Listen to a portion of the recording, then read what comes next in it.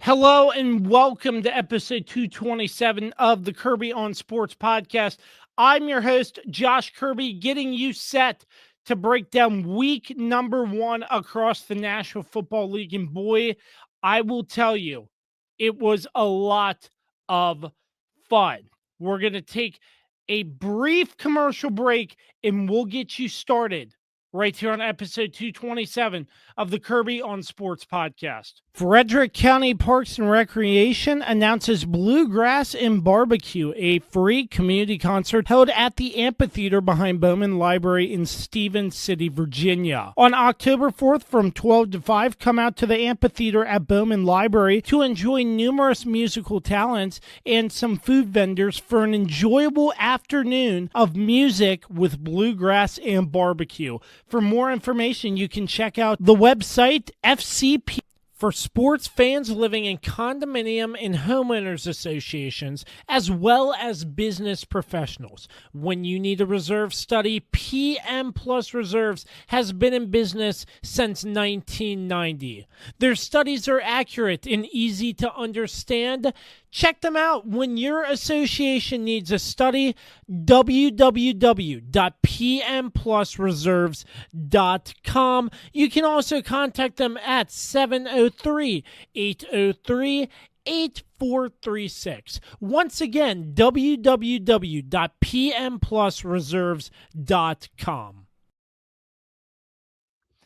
Welcome back. Huge thanks to all of our sponsors who are supporting the Kirby on Sports podcast throughout the entirety of the season. Frederick County Parks and Recreation, PM Plus Reserve, Shenandoah Primitives, Mark Francis with Icon Real Estate, Bear Pest and Termite Services, Mark Lynch with Guild Mortgage, Shenandoah Music, Icon Media, On the Road Driving School, New Look Landscaping, and the Cider House. And don't forget, Don't Sleep Energy, the official energy drink of the Kirby on Sports podcast. Not wasting any more time. The show format is a little different per se. Dan is not with us now, but we do have the Swiss Army knife, Carlos Martinez. Week 1 has come. Week 1 has gone. Up. Enough out of you, all right? Because finally, the Swiss Army knife has come back to the podcast. Welcome. Also, you didn't introduce me correctly as your three-time Pick'em's champion. Well, that's kind of your job because I forget how to properly introduce yourself. Introduce your champion, your representer, the man who will hit 1,000 days as Pick'em's champion in November. Nobody's been able to dethrone me. And yes, there's a celebration waiting to happen in November for yours truly. Well, yeah, that is true. And Carlos, I did not introduce you like that because you would have been upset if I botched it. Therefore, I didn't. So, well, that is your job is to not botch it. You have one job, and that is to not botch my intro. Well, we're here. How about it? Week 1. What a crazy week 1 in the National Football League. I mean, we're going to get into a lot, but I don't know about you, but I didn't really get much sleep this weekend. I did until Sunday night because Sunday night didn't end until like almost midnight. And obviously I live streamed that Ravens-Bills game. So it was fun. I guess let's just dive right in, Carlos, because I don't want to continue with this small talk when we have so much to discuss. Home field report. We start off with talking about our teams. The segments have sort of changed this year on the Kirby on Sports podcast, and I can't take credit. Carlos came up with it, so thank you, Carlos. Me and ChatGPT. That's a good. I'm being serious. Me and ChatGPT both like. That's well. Thank you, ChatGPT. It helps a lot, I guess. But the home field report, we're going to take a look at our teams to start off the show in the order that it goes. So starting off Friday night in full transparency, I didn't watch a single snap of the Chiefs and Chargers Nah, because you were doing what normally happens on Friday night, which is high school football, not yeah, NFL football. yes. So I was following along a little bit, but the Chargers with a week 1 victory over the Chiefs. I caught some highlights. I did see that Travis Kelce ran into Pacheco, I believe, and No, injured. no, Xavier Worthy. Was that the play he got injured on? Yes. Yeah, that's unfortunate. Yeah, a casualty by your own player in a sense. Friendly fire. Yeah, friendly fire. But I mean, 21-27, a close game, but you were streaming. What'd you see out of Patrick Mahomes and the Chiefs? I know it's early, it's week 1, but coming off the Super Bowl loss and week 1 loss to the Chargers like this, what did you analyze out of this game? I mean, what I saw was a team that didn't necessarily come out like firing on all cylinders, especially on defense. Defense really struggled here. And granted, it's week 1.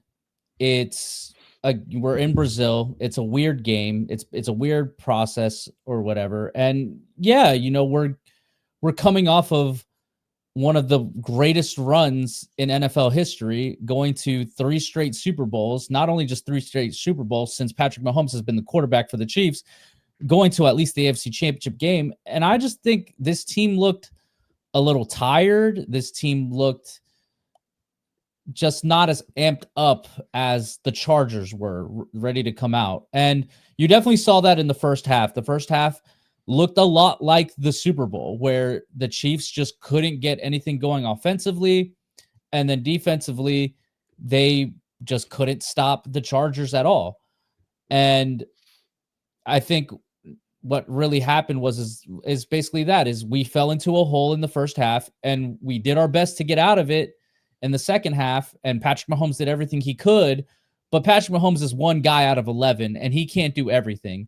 And he didn't necessarily get a lot of help. And it doesn't help that Xavier Worthy got hurt very early in the game.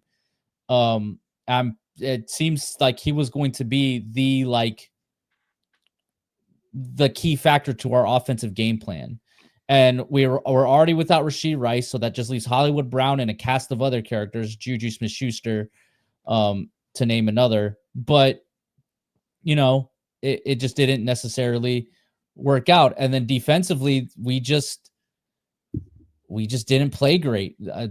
Justin Herbert was carving up this defense left and right. We got we didn't get a lot of pressure on Justin Herbert. And when you give Justin Herbert time, he's going to do great. And on top of that, it seemed as if the Chargers game plan took the Chiefs by surprise, because it took the commentators by surprise. It took me by surprise, because we've all known Jim Harbaugh to be a guy who wants to run first. And he passed for a majority of this game. And his wide receivers, not Palmer, I'm sorry. Oh my goodness, his name escapes me. Number 1. But he had a fantastic game. Obviously, Keenan Allen had a great game. That offensive line actually did a lot better than a lot of people thought they were going to do, considering that they moved Joe Alt to the left side. And that would be Quentin Johnston, by the way. Johnston, that's what it was. I was going to say either Johnson, but I was like, I don't think it's Johnson. It's Johnston. Yeah, he had a fantastic game. And then that offensive line held up pretty decently against the Chiefs' pressure. I mean, Chris Jones made some impact pressures. Karlaftis did as well. But really, aside from them, and Drew Tranquil also got a couple good pressures. But the Chargers were ready for those exotic blitzes that Spags likes to bring. And every time he would try to bring a corner in, they would do a quick little out route to Keenan Allen or to Johnston, and it would just gain a lot of yards. And yeah, it was sloppy. It was a week 1 game. It's easy to overreact over week 1. That's my favorite part about the post week 1 is the overreactions and seeing how everybody lands, and my overreactions, because I overreacted a lot. to everything. But a lot of people are putting a lot on this loss and are already deeming the Chiefs dead because of this, because they didn't look the same. Look, we lost to Detroit week 1 and we go and win the Super Bowl. Just because we have a rough season doesn't necessarily mean that we're not going to make it to the Super Bowl. Now, do I think the Chiefs will make it to the Super Bowl this year? If I'm going to tell you right now, I don't think the Chiefs do, just because I think, again, we went to 3 straight Super Bowls, and that's a lot of miles on a team. Do I think the Chiefs are going to have a terrible season? No, I think we're going to make the playoffs. I think we're going to make some noise, but I think that if there's any time to get the Chiefs and to book your ticket, whether it be Baltimore or Buffalo, who we're going to talk about a little later, now is the time to do it, because the Chiefs aren't necessarily going to be at full strength for a while. And it just feels like it's one of those times where it's just going to be kind of a lull for the Chiefs, where maybe they're not going to go to the Super Bowl for a few years.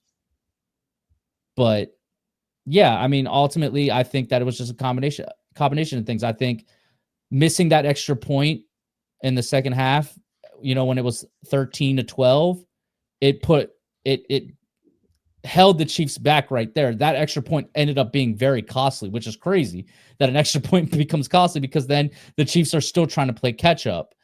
Whereas it looked like we were going to have it at least tied. And then, of course, you're forced to start going for 2-point conversions, and you're not getting them. So you're falling. So even though you're scoring, you're still falling behind in points. And it just eventually became too much to overcome. And I understand that a lot of Chiefs fans are upset about the no call on that last play by Herbert that led to a touchdown, where he ran out and there was a clear hold that even I was calling for.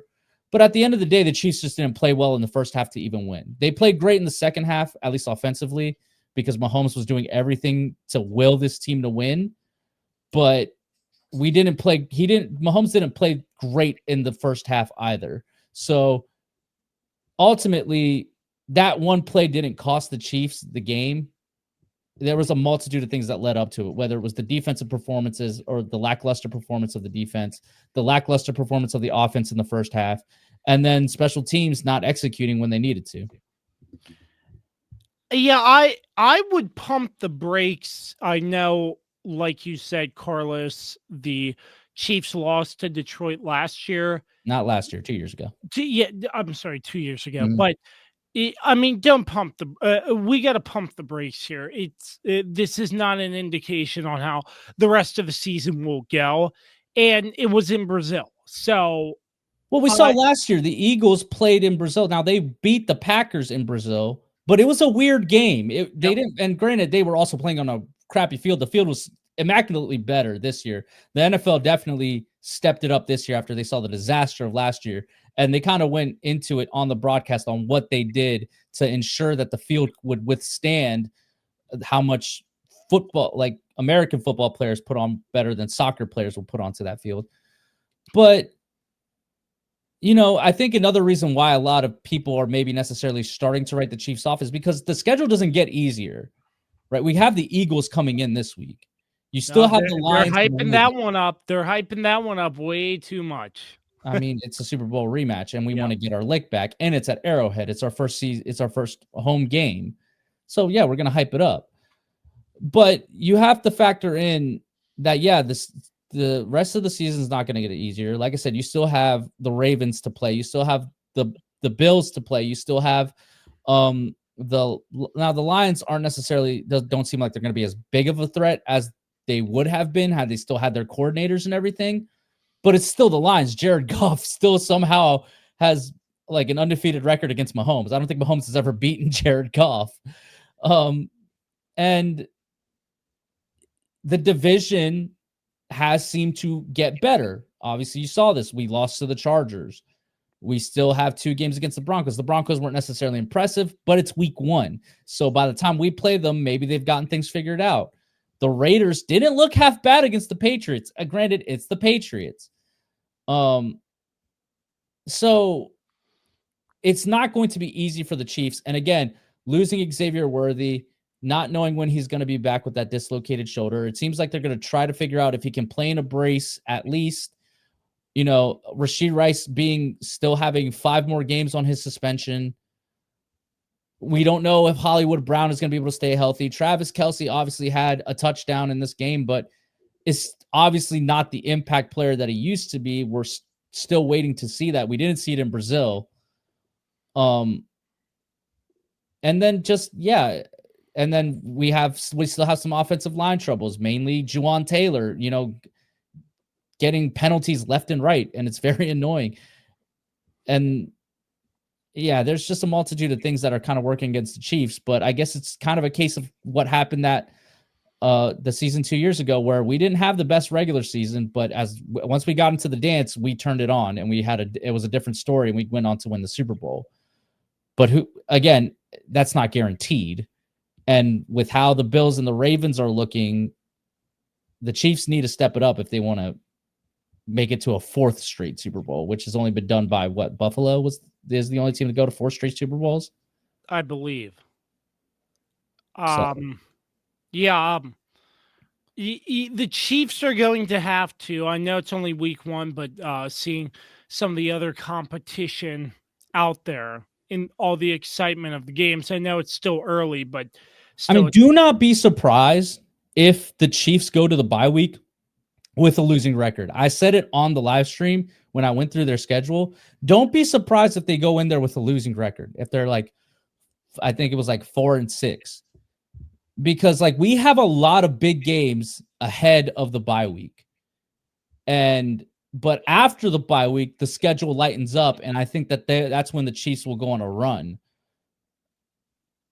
And my guess is still a 12-5, 11-6 season for the Chiefs this year. All right, yeah. The pretty good stuff there. The Chiefs are at home against the Eagles in a Super Bowl rematch. They are doing that early this season, the Chiefs and the Eagles, so that's coming up week number 2. Moving on, we are in the segment, the home field report, moving on to the next game in the order which they were played. The Commanders 1-0 at home against the New York Giants. A win's a win. Hold on. I just want it to be known, this loss was not on Russell Wilson, but I'm still not ready to commit to him as my quarterback.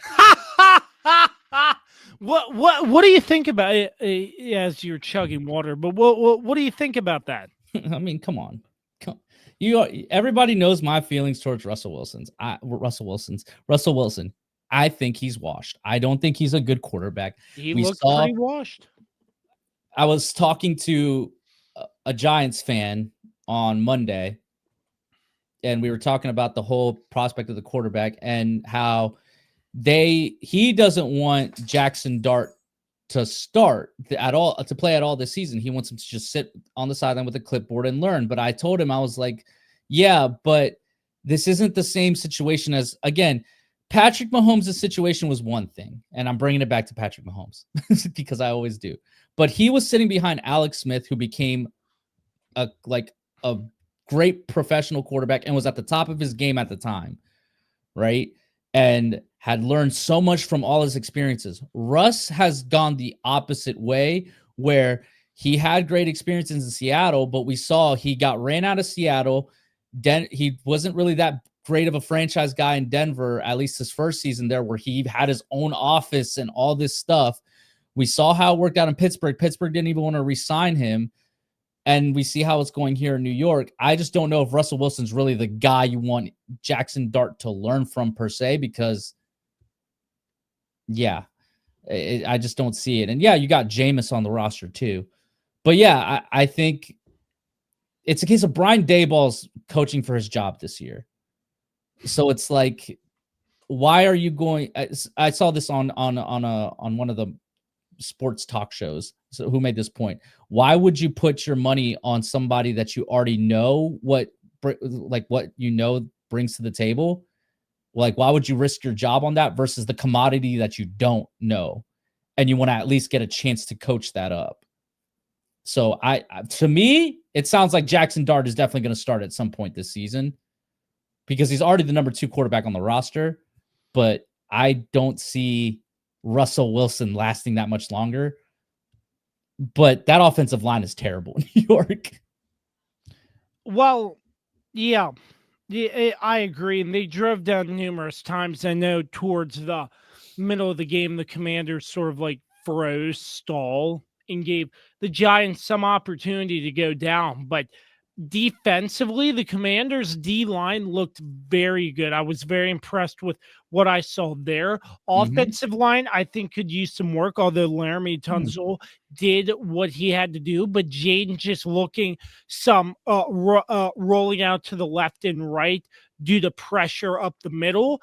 I mean, that's standard. It's week number 1, but Jaden's a mobile quarterback, and he can get out and make those plays. So I don't really have a lot of negative, but I mean, still, there's a lot that could be worked on that I didn't really see, but the offensive line has to step up, because what I saw on Sunday afternoon with Micah Parsons could be pretty tough come Thursday night. But Well, it's always tough with Micah Parsons. You know, he's just a game changer. Even though he only played 29 snaps, he made like 8 impactful plays. Absolutely, yeah.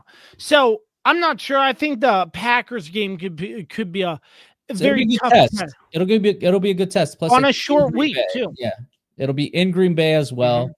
So, but going back to the Giants, I was very, very surprised in just Terry McLaurin only getting like 2 receptions, 4 targets. I mean, you re-sign him. Look, he didn't do anything during camp, so like he's not in shape, and he didn't really work with the team. So like, yeah, he's gonna look a little rusty. It's gonna take him time. Think about when CeeDee Lamb did his sit out for most of training camp. Yeah. And then came in. He didn't necessarily look like himself. He didn't put up the stats at first. You got to give it some time. But receiving, other than that, Deebo Samuel looked very good, and that misdirection touchdown too. I loved what I saw out of Deebo Samuel week 1, and Ja'Cory Krosky-Merritt, Bill rushing 82 yards and a touchdown. The 3 running back set with Austin Eckler, McNichols, and Bill Krosky-Merritt. I think that was a great combo with Chris Rodriguez not even on the inactive list. So I think they have some options there, and the offensive line made some holes. So, I mean, this isn't per se a very commanding win, 21-6, but there was a lot of positive, and it felt good just sitting there watching the Commanders do their job and get the victory. And it's going to be very interesting. Again, it's going to be a test to see how they perform on Thursday night against the Green Bay Packers. I think that's a true test on how this season will go for the Commanders, but I like what I saw so far. But there are some tougher teams on the schedule that you have to look out for. So that's what I'm curious about, that unknown in the future. Yeah, I mean, I got nothing else. I mean, it was just a dominant win for them. I mean, and that's what you guys should do. If you guys are really going to be in that tier of Super Bowl contenders, this is what you should do to teams like the Giants. You should dominate them, and you guys dominated them, and you did it at home, which is where you need to really do it. But now you're going to play against the big boys. Green Bay looked great in the first game, but you guys do have it on a short week. It is at Lambeau. Who knows how much more Micah Parsons is really going to play, given, again, that it is a short week. I do expect him to play a little more snaps, but I don't expect him to play every single snap like he normally does. Or he doesn't even normally play every snap, but he plays a majority of the snaps. So, but there's more to that defense than Micah Parsons. They looked stout against that Detroit team. And granted, again, Detroit is dealing with a lot. They're, dealing with losing their great center to retirement, losing both coordinators, and just a lot of changes and turnover to the team. So it'll be interesting to see how this game goes on Thursday, but it should be a great matchup. I'm excited. I think it's going to be a lot of fun for sure to see if the Commanders increase to 2-0 on the season. Only time will tell, but it really felt nice just sitting on the couch in watching the Commanders consistently make positive plays. I mean, there wasn't a time I'm like, are the Commanders going to blow this lead? I mean, actually, once when Russell Wilson was in the red zone with the offense and they came away with a field goal. But other than that, I was just mellow, relaxed, and it was really different because back in the day, I hate to bring this up, but a Ron Rivera led team or something like that, I was fretting until the last second. Yeah, until zeros were on the scoreboard because I'm like anything can happen, and this team has some more work to do, but you saw a lot of positives out of this Commanders team week one, which really pleases me to see, and I'm excited to see how they take it in weeks to come. Yeah.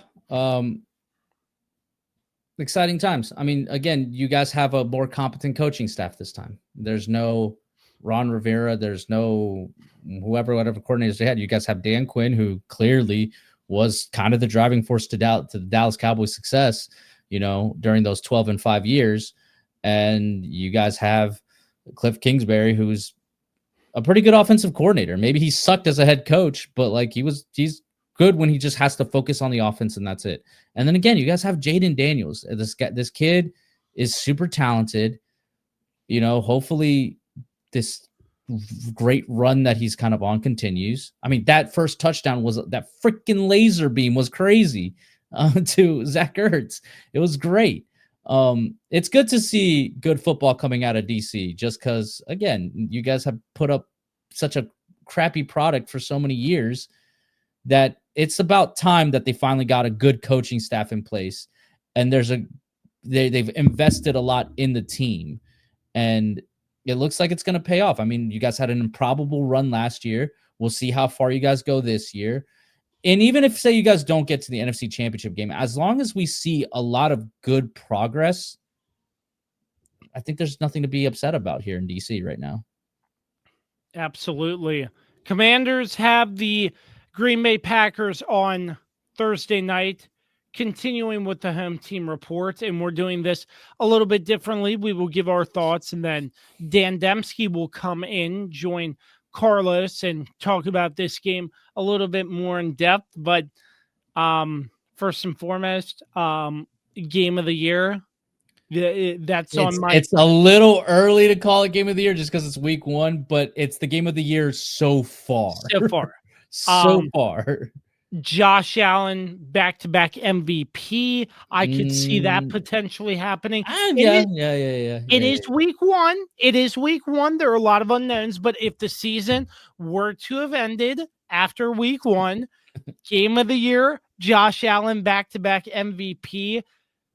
And Dan, I know I'm not going to get the chance to see you, but I'm sorry, brother. This was a crazy game. I stayed up for the entirety.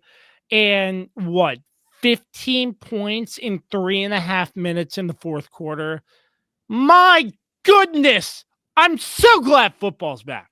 I did not an impromptu, but a day of live stream. It wasn't until the morning that I kind of announced that it was happening. And it was so worth it because you can see my reactions to everything live as I was processing everything and the possible scenarios as it went on.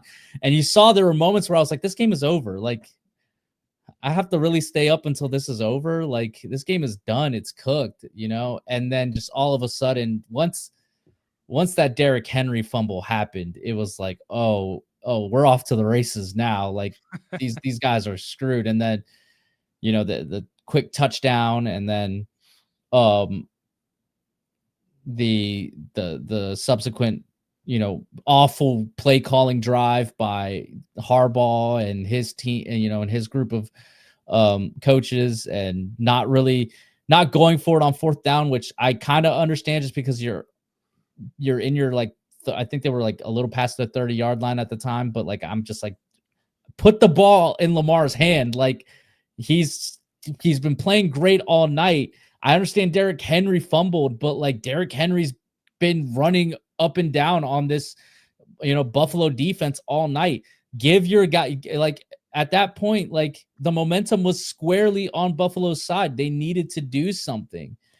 And then of course they punted, and then the great, drive to get into field goal range, and doing, the it was a fire drill kick, but not the same way, because they had 27 seconds to figure it out. And the fact that, Matt Prater was on a red eye on Thursday and he's kicking the game-winning kick on Sunday.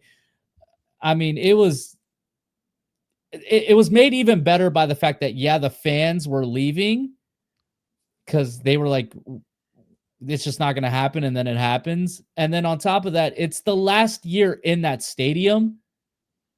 There might be a lot of magic happening in that stadium, considering that literally every big AFC rival is going there. Kansas City has to play there again this year in the regular season. And this game was huge because this now gives Buffalo a leg up on Baltimore when it comes to seeding in the playoffs. And when you look at both of these teams' schedules, Buffalo has the far easier schedule. They literally they only have one game out of the East Coast for the rest of the year. The rest of their games are East Coast games, which is crazy. So they have, and again, they play 6 games against the AFC East. They're going to dominate the AFC East. So that's 7 wins right there. They play, who else are they playing? I mean, I don't have their list of schedules in my, I mean, they play the Chiefs. That'll hopefully be a tough game. We'll see how that goes, but they always beat the Chiefs in the regular season. Yeah. So, and then Baltimore has a very tough schedule. They also have to play Kansas City, but they have to play at Arrowhead, not here in Baltimore. Yeah, there's a lot going in favor of Buffalo now than Baltimore. So that's why this game was so huge, because say they do both end up being like 14-3 or something. Well, because of the fact that Buffalo won the head-to-head, they're going to get the 1 seed. So this game was much bigger than I think a lot of people have realized, especially because it does kind of feel like this is the year for either of these guys to do it. And people are very quick to try to replace Mahomes, and they want to replace it with these two guys. And I got to stop this right here, because I saw a lot of people being like, oh, this is the marquee matchup. This is the biggest rivalry in the NFL, Lamar versus Josh. And I'm like, guys, really?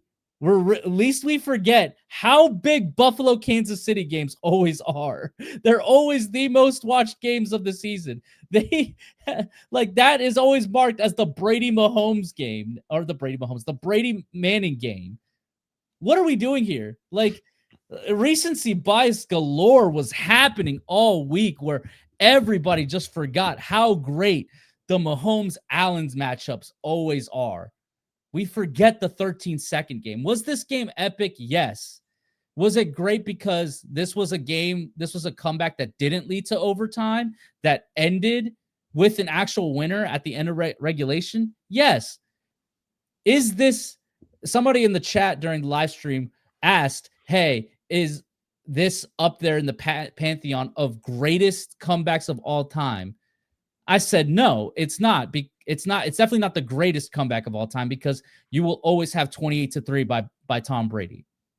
There will always be the 13-second game between Mahomes and Allen. Like, there's just so many more games that I could list that are better than this game. Was this game epic? Yes.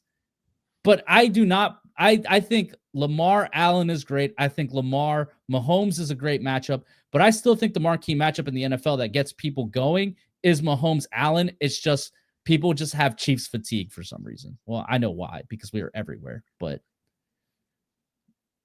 So before we send it to Dan, just a little bit more conversation before the train went off the tracks for Baltimore, figuratively speaking. I got to compliment Derrick Henry. He was running all over the place. Phenomenal. 169 yards. I texted in our group chat, the Ravens are putting on a clinic, and Dan was right. I'm not saying anything to the final whistle. I'm like, Dan's just overreacting. Honestly, my thought when he sent that message was, come on, dude. Like, come on. Like, it's clear that you guys are going to win. But then, and there's another Ravens fan that went on a show that also kind of said that, like, hey, like, we're just trained this way to, like, no lead is safe. Because, and it's true.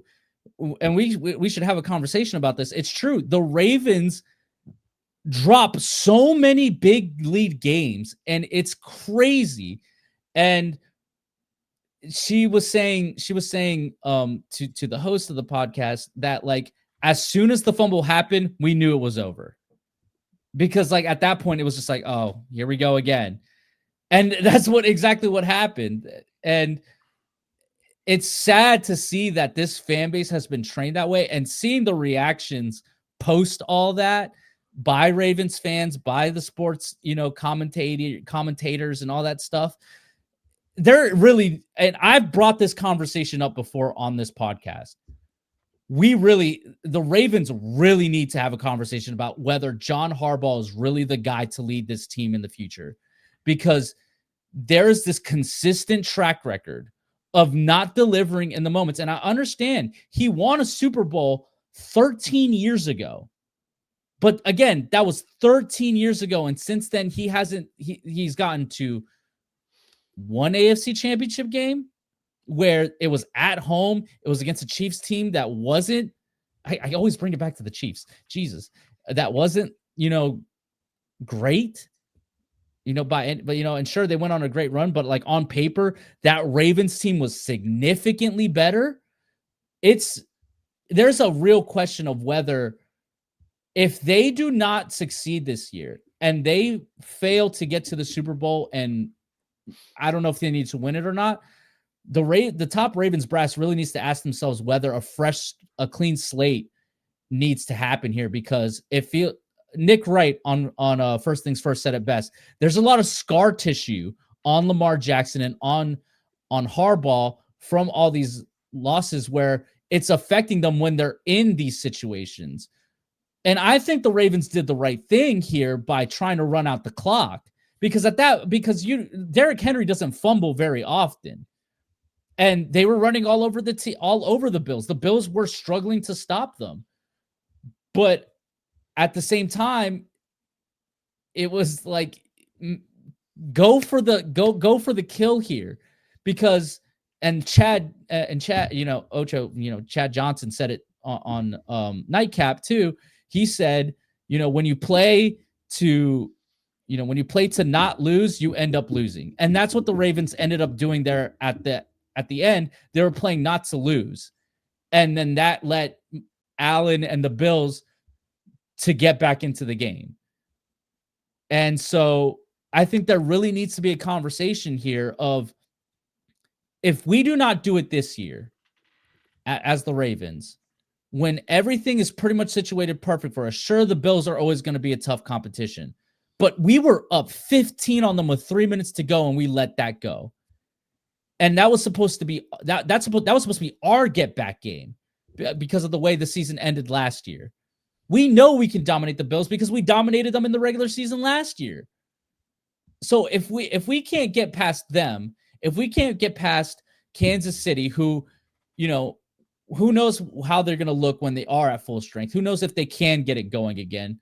If we can't get past Cincinnati, if we can't get past these guys, then who is going to be the scapegoat? I think it has to be Harbaugh, because he has been in charge of this team for a long time, and he hasn't. And yeah, he brought you a Super Bowl, but he hasn't done anything really since. Good records and iconic moments and stuff like that, but not really bringing the hardware home. And that's what this game is all about. And you don't want to be that team that wasted Lamar Jackson to keep John Harbaugh. 17 blown double-digit leads, most by any coach since 1991. That's crazy. That's Pretty insane. crazy. That's If you're insane. up by a double-digit lead as a head coach in this league, you should know how to scheme and game plan to keep the foot on the gas pedal and not blow that lead. 17 blown leads. If I was a head coach, I'd learn after my first and make sure that doesn't happen again. But it's not even that too. It's also the fact that in this game specifically, this is the first time that a team scored 40 points, rushed for I think 230 yards, and lost. Every other time that this happened before, that team won. If you score 40 points and you rush for that many yards, you should win the game. And the fact that they didn't, and that they were trying to base themselves, because it's in the Ravens like culture, right? That they're led by their defense. But that's not what this team is anymore. This team doesn't have a Ray Lewis, an Ed Reed, a Terrell Suggs. You know, they don't have those guys anymore. Sure, they have Roquan Smith and Kyle Hamilton, but those guys, and while they're great, they aren't Ray Lewis and Ed Reed. And they have so many weapons offensively. You have, again, Lamar, Derrick Henry, the what's his name? His name is escaping me right now. You have Rashad Bateman, you have DeAndre Hopkins. Oh my goodness, what is number 4's name? Why is his name escaping me? Zay Flowers. Zay Flowers. My goodness, I don't know why his name was escaping me there. It's been a long day. Sorry, everybody. If you only knew what had happened today. Yeah, Zay Flowers. You have these great, incredible Mark Andrews. Isaiah Likely didn't play in this game, but they do have Isaiah Likely when he's healthy. You have a great offensive line. You should be leaning on your offense more than your defense. And I think that's where the Ravens went wrong in this game, by punting on that 4th down. They should have gone for it. And if you don't get it, then just let them score quickly and then get back on the ball and try to score yourselves, because you know you can play over that defense. That defense had struggled all night to stop you. This game, just looking from the perspective of Bills Mafia and their fans, this was huge. Again, you brought up the last season in Highmark Stadium. They're building one right across the street. New Highmark Stadium. And just the fan base there after a game like this must be off the charts. Well, I think it would have been had most of the fans stayed, but it seemed like a lot of them left. Yeah, that's pretty unfortunate. That's unfortunate, but you know, Josh Allen said keep the faith next time. So, you know, I mean, again, he's the number 2 quarterback in the league in my book, and he's great. He's phenomenal. You know, the only thing he's missing is just hardware.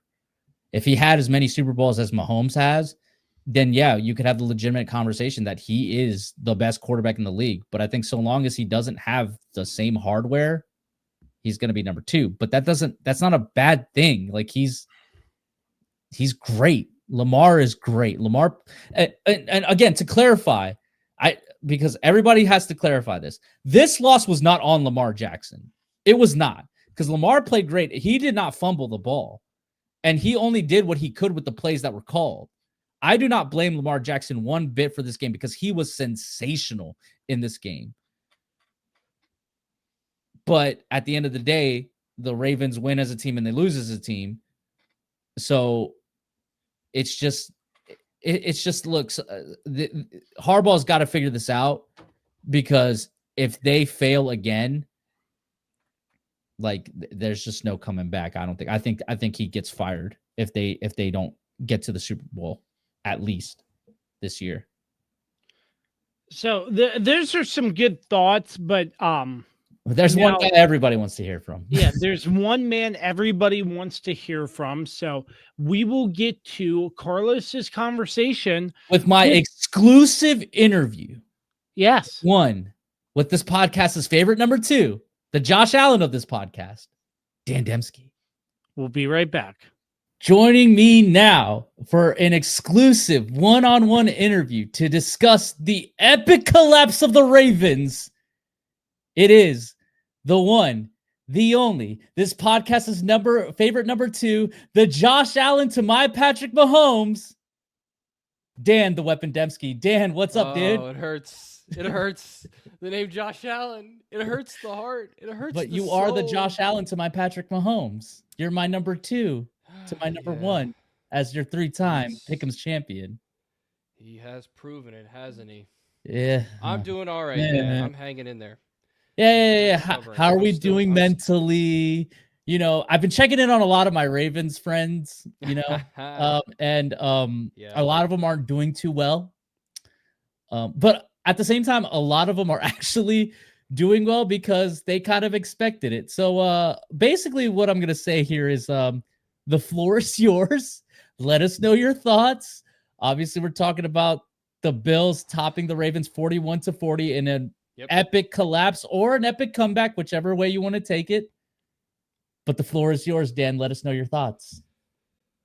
Well, I'll start by saying Ravens fans who have been around a while, a.k.a. who have been fans throughout the John Harbaugh era, have come to know this feeling of blowing a two-plus possession lead, because 15-point lead, with under 5 minutes to go in the fourth quarter.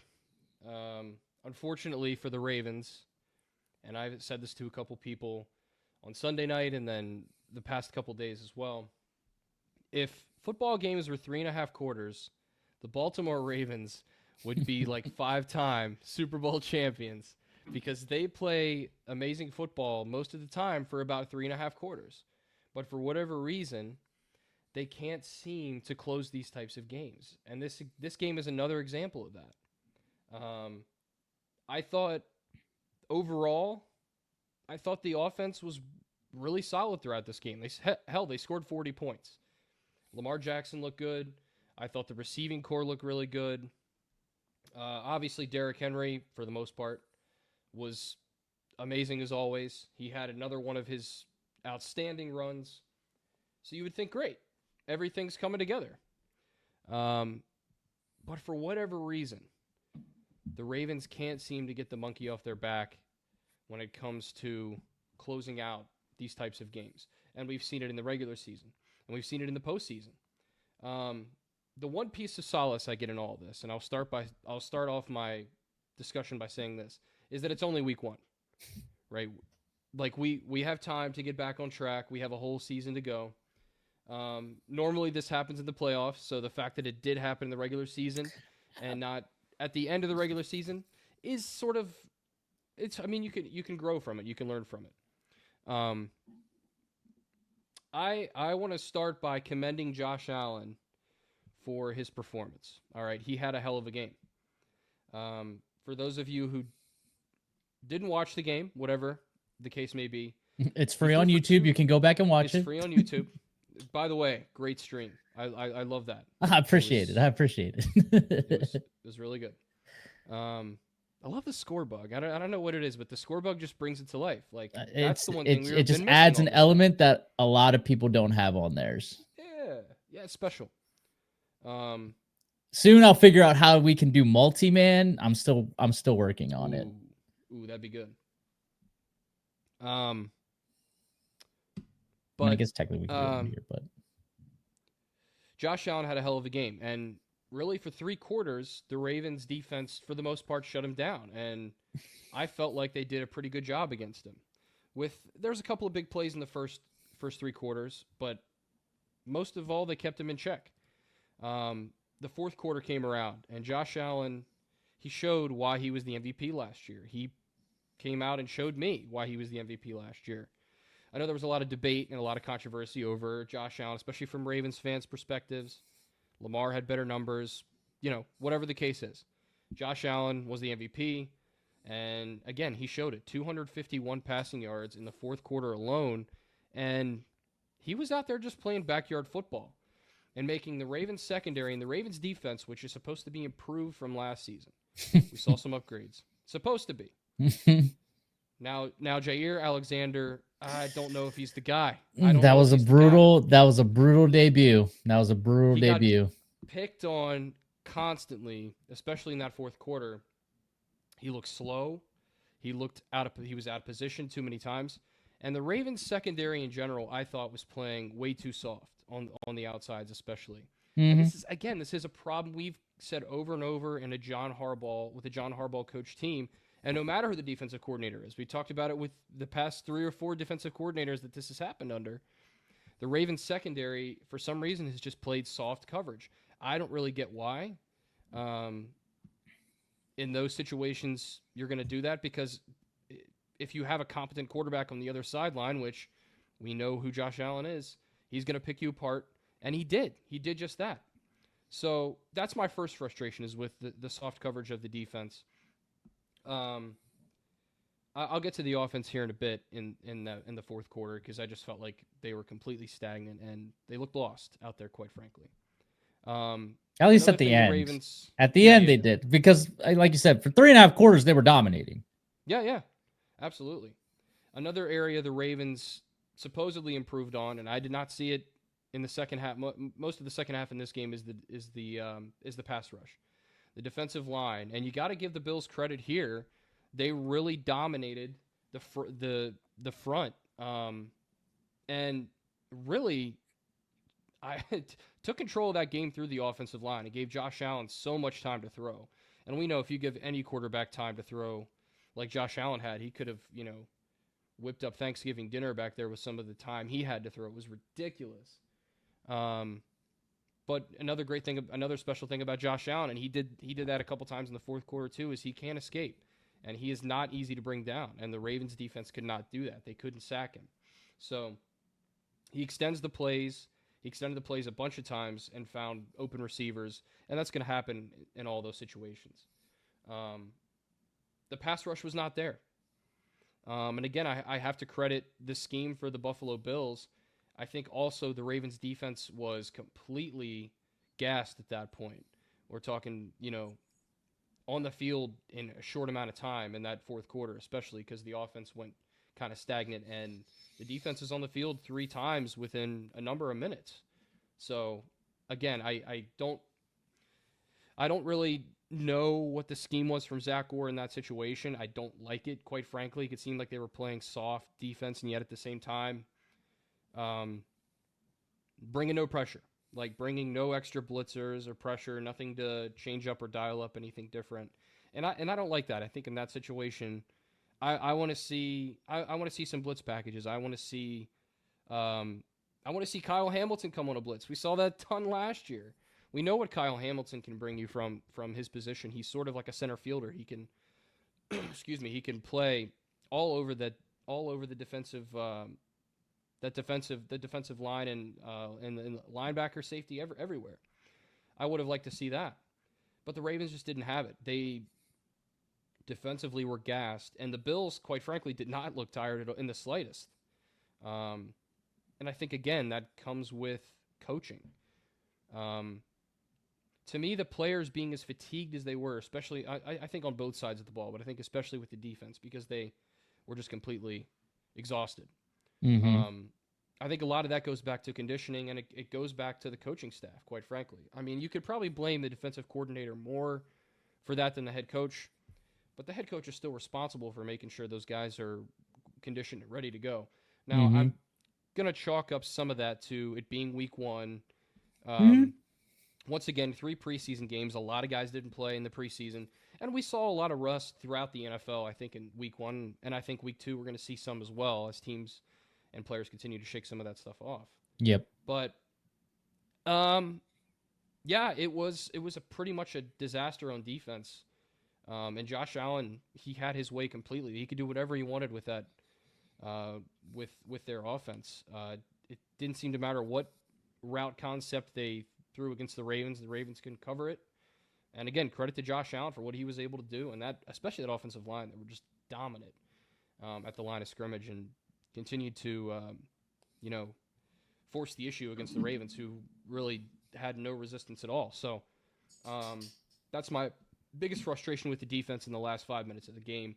And again, Well, they were on the field a ton because the offense could not get anything going.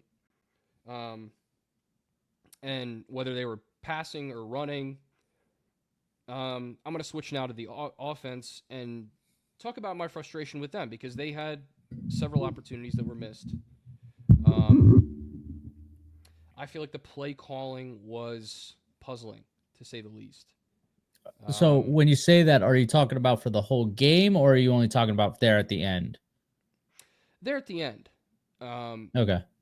I felt like, again, similar to the defense, the offensive play calling got kind of safe and soft, and we're not going to take any chances. We're not going to, do anything to, throw the defense off balance. We're not going to run any special plays.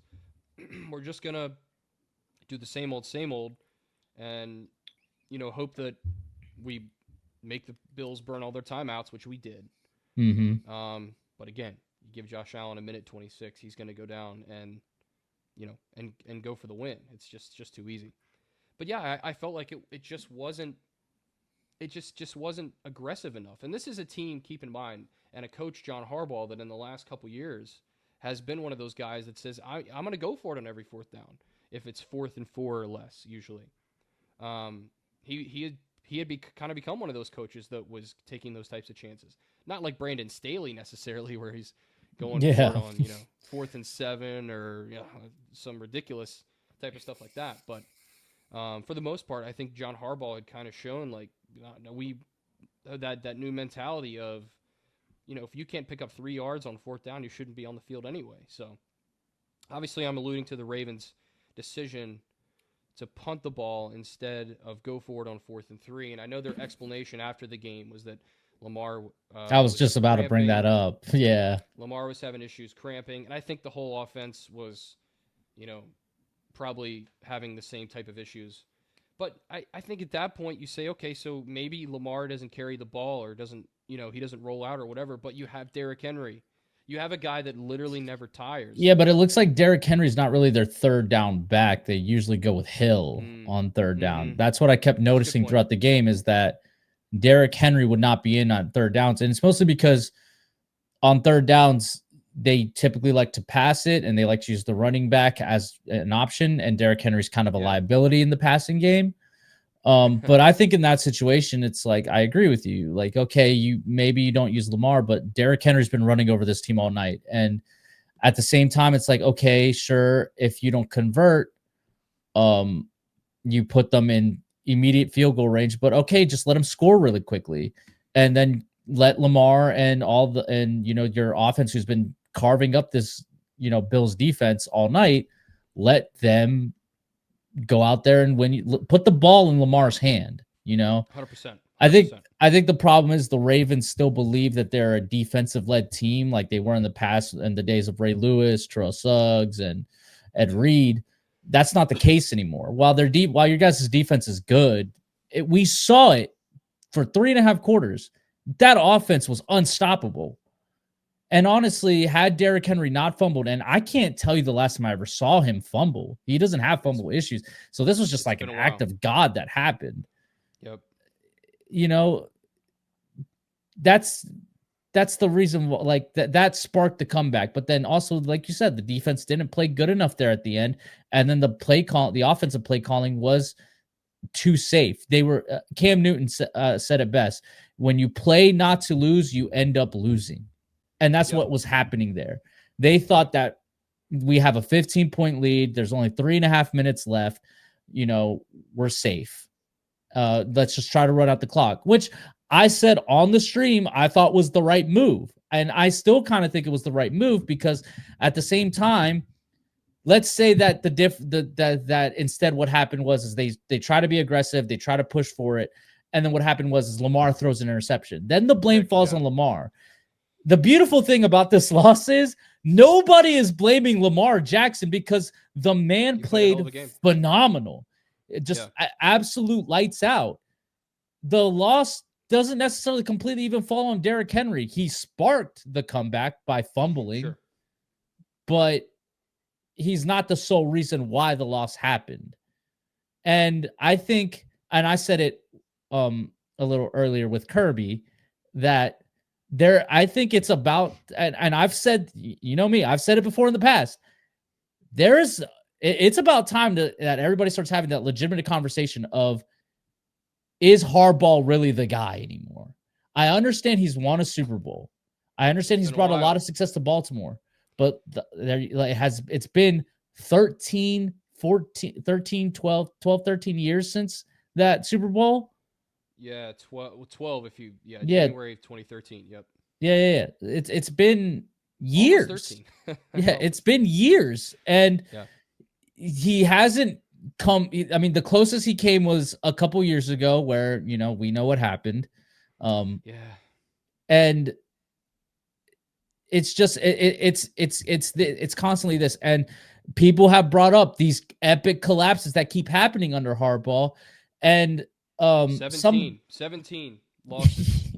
That's an insane number. Fourth quarter, and somebody, it's crazy. I think it was Bill Simmons on his podcast. No, not Bill Simmons. I'm sorry. It was Nick Wright, who brought up the fact that Harbaugh and Lamar both have a lot of scar tissue from all this. So there's a lot of trauma with this. So whenever these moments happen, they tense up. And it could be a case of what needs to happen. There needs to be a clean slate. Yep. And they're not going to get rid of Lamar. Lamar is the future of this franchise. You can't. Harbaugh, you've been here long enough to prove something, and you haven't proved it. So I'm not saying he's at risk of getting fired during the season. I don't think that at all. I think what's going to happen is if the Ravens do not make it to at least the Super Bowl this year, given how the state, and obviously it's only week 1, we don't necessarily know what the full state is of the NFL, but given the fact that it looks like the Chiefs aren't necessarily going to be the powerhouse that they normally are, given the fact that the real competition you really have in your conference is the Bills right now, because the Bengals don't seem like they're going to be a threat again this year. You guys are basically the two best teams as of right now. The only real threat in the NFC looks like it's just going to be either the Packers or the Eagles. Yeah. I think it's all lined up for either Buffalo or Baltimore to take it this year. And I think for Harbaugh, it's like, you got to show me something, because you can't be like Jerry Jones living off of Super Bowls that happened in the 90s. You can't live off of your one Super Bowl appearance and one Super Bowl win that happened in the early 2010s. Which, by the way, was a miraculous Super Bowl run by a quarterback where they almost dropped it in that game too, because they had a gigantic lead. And then they almost lost it at the end. The power goes out and everything. Yeah, everything almost came crashing down. You're 100% right. That's a great point. That is a great point. That just now came to me. Yeah. The Niners literally had a 4th and goal, I believe, to take the lead. So yeah. You're right. Yeah, I think you're right. I think this has been a problem that the only common denominator throughout all of it has been John Harbaugh. He's been the head coach throughout all these years and all these losses and stuff. So to me, there's no explanation for it. And I think hearing his post game, he offers nothing. He doesn't give me any hope that he and the team, I think in general, but especially that he's going to learn from this type of game, this type of environment, and what you have to do when you're playing with a lead, because they just, for whatever reason, can't play with a lead. We've talked about this so many times before throughout, the last. We talked about it a lot last year. Yeah, they had several blown losses last year. Actually, 2023, I believe they had 3 of double-digit losses blown. So it's just been a recurring problem for this team, and for whatever reason, they can't get over it. And I think you're 100% right. I think John Harbaugh, you got to come to a certain point where you say, I just don't know if he's going to get us over the hump, because he's had great coach, but are you the guy? Is he the guy? Exactly right. And he's had Lamar Jackson now for 7 years, right? So nothing to show for it as far as Super Bowls, obviously. And what you don't want to do is waste Lamar's prime, exactly right. He's just starting to enter his, how old is Lamar Jackson now? 28. I think it's the same as me. He's like 27, 28. Yeah. So like he's pretty much starting to really come into his physical prime right now.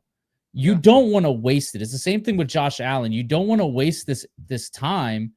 And granted, we all understand the boogeyman is out there, right? We know who the boogeyman is and all that stuff, right? And he's stopped these guys from going there. But at the same time, it's not necessarily because that team over there. I'm trying my best not to bring them up. I'm trying my best because I found myself like no matter what segment we're doing, I keep bringing them up, and I don't want to keep doing that. But like, it's not from the lack of opportunity there, right? They're the symbol of consistency, right? So that's now they are, right? We're the dynasty, but at the same time, like 2 seasons ago during that AFC Championship game, it was all lined up perfectly for you guys to win it. It's at home. The Chiefs aren't what they were before. They had a rough season. You guys had the better roster, the better weapons, and it just doesn't come together. Yep. And that can't keep happening. You can't keep losing these big games and wasting your generational talent of a quarterback, because that is what Lamar Jackson is.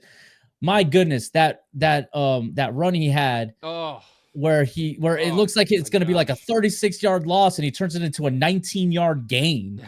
He's a generational talent. We've never seen a man like Lamar Jackson. There's no one else like him. Yep. We've never really seen anybody who can play like Josh Allen either.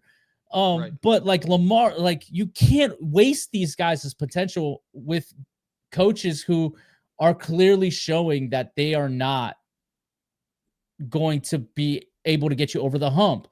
Now, the question then is who would replace him? Now, that would be a question for a later date. I don't necessarily know who would replace him and if it would make sense to replace him. But at a certain point, you got to ask yourself, is he going to be the one to take us over the hump? Because he hasn't done it. He's only got us over the hump once. And since then, we've never gotten back. Yeah. And it's a fair question. It's something I've talked about with family, especially. I just don't think he's necessarily the guy. Like, I mean, you just laid it all out, right? Like, you've had the chances. You've had the opportunities. 2 years ago was probably their best chance to win a Super Bowl. And it didn't happen. It did not happen. And it just gets exhausting as a fan, too, because, you build up all this hope. You build up all this, you hype up the fan base. You get them ready for the season. Oh, this is the best roster we've ever had, blah, blah, blah.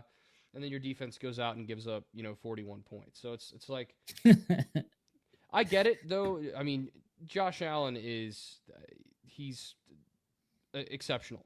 I mean, come on. He is the second best quarterback in the National Football League. There's no question about it. He proved that for sure. But at the same time, like if you're not going to pressure him, if you're not going to change up the defense, if you're not going to throw different coverages and looks out there, it's just going to be too easy, and he's going to pick you apart. So the Ravens didn't do themselves any favors there. To me, this is where like the head coach, and this is something that really Harbaugh has never done. He seems to me like he's never taken full responsibility when this type of thing happens with the team. He kind of brushes it off, or he kind of says, well, we just had a bad night, or he talks about specific moments in the game. And that's frustrating to me. Like when you're the head coach, all this stuff falls on you, right? And especially in this situation, it really does. So I think that's another thing. Like I want a coach who's going to fall on the sword when he has to, right? It's not always going to be, sunshine and rainbows in the NFL. We know that. Most of the time it's not. I think look what happened to the Chiefs in Brazil. I see I brought it back to us, but like Andy Reid took full responsibility for that loss. He said he didn't have the guys ready. He said that you could see it. Yeah. So like, and I think you're right. And I never think I've ever seen Harbaugh really take responsibility, but I do want to take it to this right here. Because you did put this in the group chat where Kirby was like being like, oh my goodness, this is like a phenomenal performance by the Ravens. They're putting on a clinic or whatever. And you literally said, I won't celebrate until what was the exact text? Hold on. Let me pull it up really quick. I think I said I won't celebrate until they're all zeros on the clock or something like that. Let's see here. You have to get my exact text. Baltimore. Yeah, you said I'm not saying anything until all zeros in the fourth.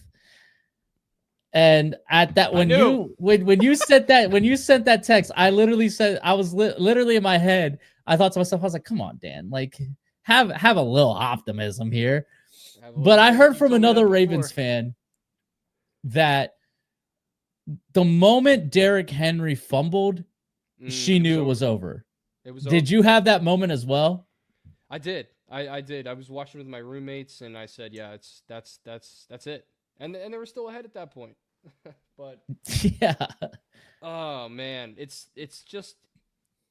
a broken record. We've seen this too many times, and I think there's a lot of. I mean, you said it's scar tissue with this team specifically, where this has happened over and over again, and so I think in a way we've just kind of grown accustomed to saying, it's gonna be so sweet the day where you guys it doesn't happen, when it doesn't happen, and you guys actually just win. It's gonna be so great the day that becomes like the consistent thing. I will fall to my knees and cry of joy. I cry of joy. Well, look, you said it best. Like, it's only week 1, right? But we do have to factor some things into this. This matchup was huge in the sense of your guys' schedules go in very different paths right now. You guys have a far tougher schedule than Buffalo does. Buffalo doesn't. They only leave the East Coast time zone once from here on out. Yeah, that's insane. They play a lot of the important games at home. They still have 6 games against the AFC East, which none of those teams necessarily looked impressive.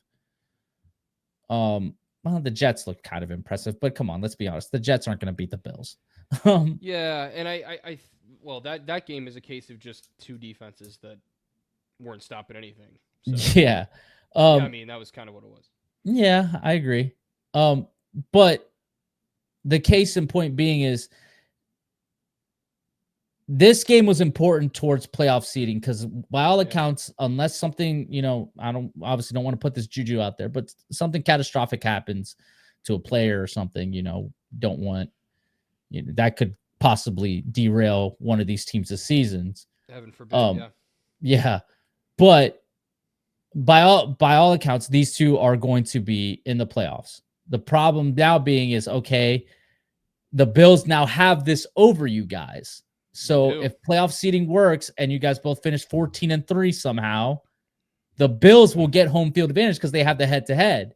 So then you guys are going to have to go back to Buffalo and play them there, where I think you guys would much rather them come down to Baltimore, because the last time you guys played in Baltimore, you guys laid the smackdown on them. Whereas these past 2 times in Buffalo, you guys have lost in heartbreaking fashion. So I guess the question is yes, it is week 1. You guys can easily fix things. But does it worry you at all, the fact that you guys did lose this game and you lost it in the way that you did, that maybe playing the Bills is now going to be kind of akin to how it feels when Buffalo plays here I go again, plays Kansas City, where it just feels like, hey, we can't get over this hump. We beat it's not that we haven't beaten them before, but in the biggest moments, we haven't been able to pull it off. Yeah, I agree with that partially, but I think if you're going to win the Super Bowl, you have to beat the best of the best. And sometimes you do have to go on the road. And I think also the Ravens, historically, they've obviously when they won the Super Bowl, which was now like, you got to put in the VHS tape for this.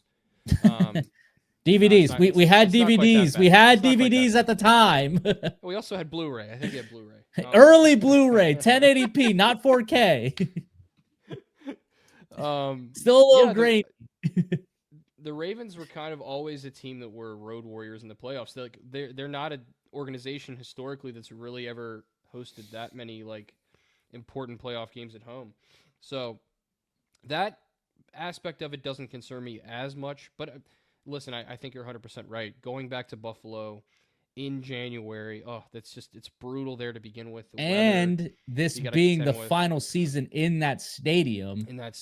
It's that's the one place I don't want to. There's 2. That's what I'm saying. There's a little something extra to this season because it's their last year in that stadium. So 100%.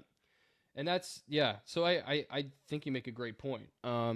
I mean, I'm not screaming yet that the season is over. I think if this happened in week 6 or 7, maybe be a little bit more concerned. I think they'll turn it around, but you're right. There's going to come a time, most likely, that we see this matchup again in January. Hopefully, it's. I mean, if things go according to what the Ravens want, obviously we want to have the better record. It's going to be tough because, like you said, the Bills' schedule is much, I think, more favorable than the Ravens is the rest of the way.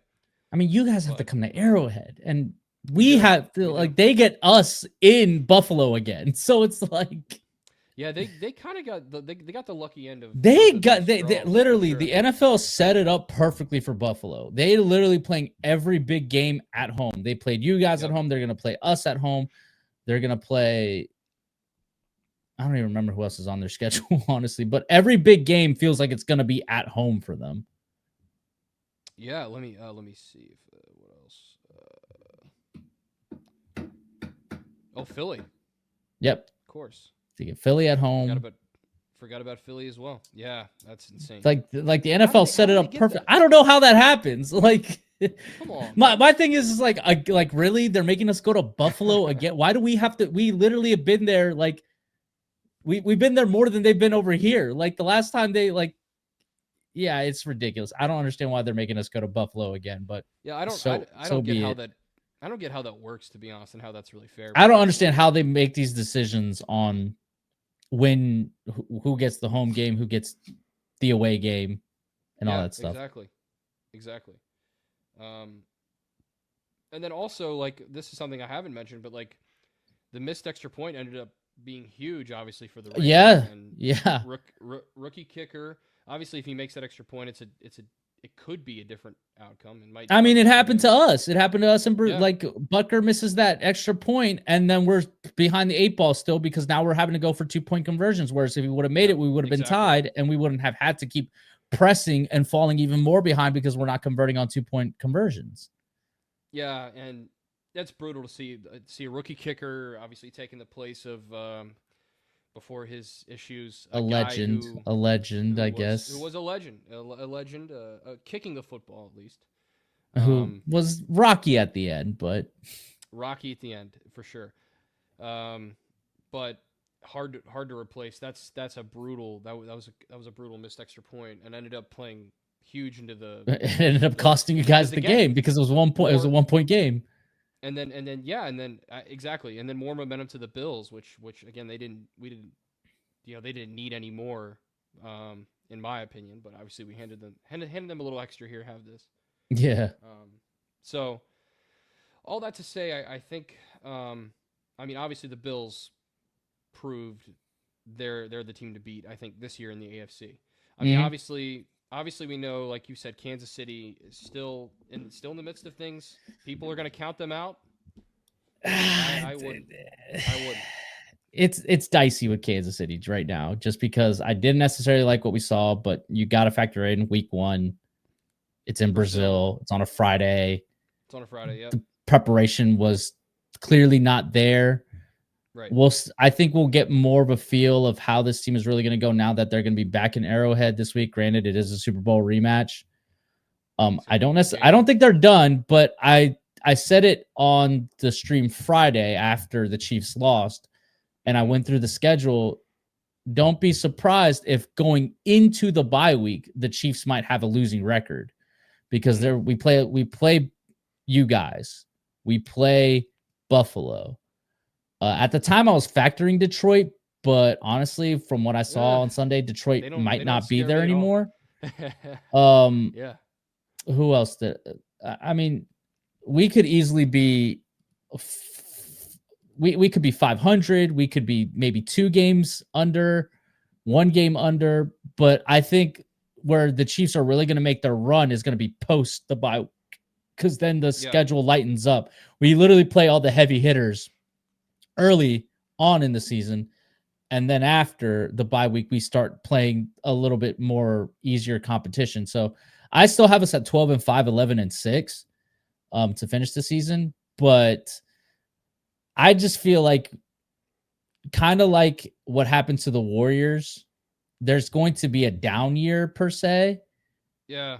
You can't make 3 straight trips to, the No. Super Bowl. Not even just, it's not even just that. Just think about it. Ever since Mahomes has been the starting quarterback, it's been AFC championships every year, at least, at the bare minimum. You can't keep making that kind of run, without a crash eventually. So there's bound to be a slip up. There's bound to be a slip up at some point. It's going to happen. He's not going to always get there. And honestly, I think it would kind of be good for the league that the Chiefs don't make it to the Super Bowl. As much as I would love for them to go to a 4th one and kind of prove Sean McDermott wrong, because he sat there and said that no team is ever going to do that again, and I would like for us to get our get back and kind of do the 3-peat on delay by a year.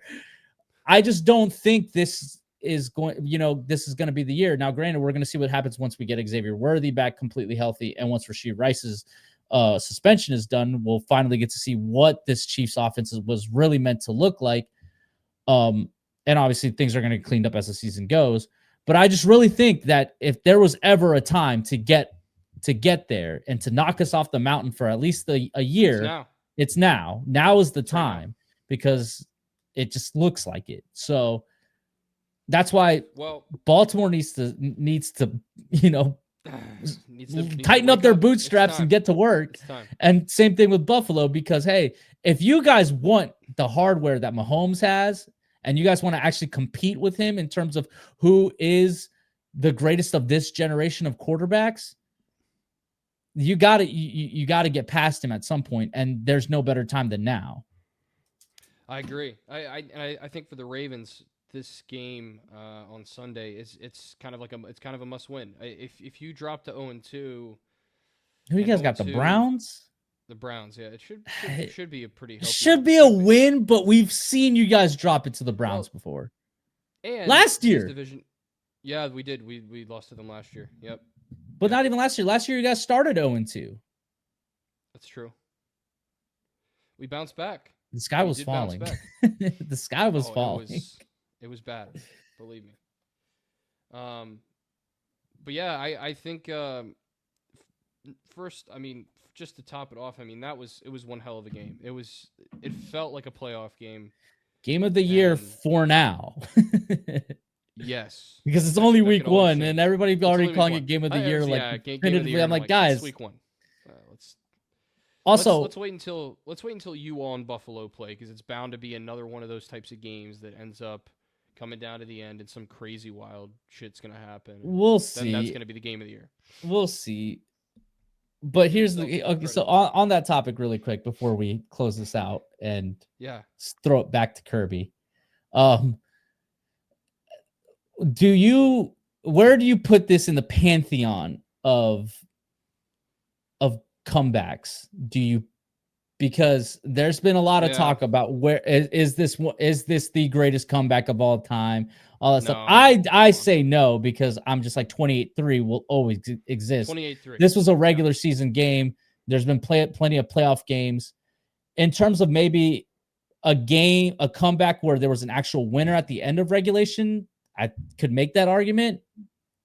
But you got 28-3. You got the 13-second game. You've got the Bills were part of another one way back. What was that one? Oh, in the 90s. Hold on. Let me see. I'm trying to think of like other Super Bowl ones. I mean, there was the Patriots coming back against Seattle. 35-3 deficit in the playoffs. That's crazy. Yeah, the Bills were part of that one. There's that. There's the Colts coming back against the Chiefs. Right. Where the Chiefs were up. I think the Chiefs were up 35 something on them. That was a great comeback. That was like 10 years ago, right? That was Alex Smith as quarterback. Yeah. Yeah, that was pre-Mahomes. Whoa. So like there's plenty of great comebacks. I just think that there's a lot of recency bias when it comes to this game. 100%. And I think that there's that sometimes, and it's also the people kind of like already like forgetting how great Mahomes Allen is, and they're already like being like, oh, Lamar Allen is the premier quarterback matchup, and I'm like, guys, don't get it twisted. Lamar Allen is fun. Just like how it's just like how Lamar Mahomes is fun and all that. But we all know that Mahomes Allen is Brady Manning. Yeah, it's better. And I'm not saying that it's better, but I'm just saying that's usually the more marquee matchup. But I don't know. It's just great that we have 3 great quarterbacks right now. So and they're all in the AFC. Like yeah, and I just like that they all have to like take each other out basically. Right?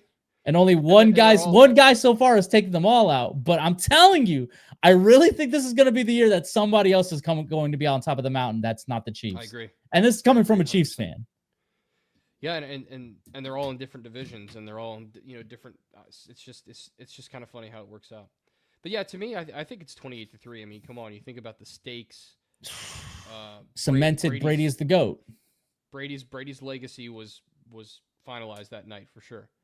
That's it. I mean, you're talking about that. Yeah, if he would have ended it right there, he would have been the GOAT. Like he didn't even need those other Super Bowls.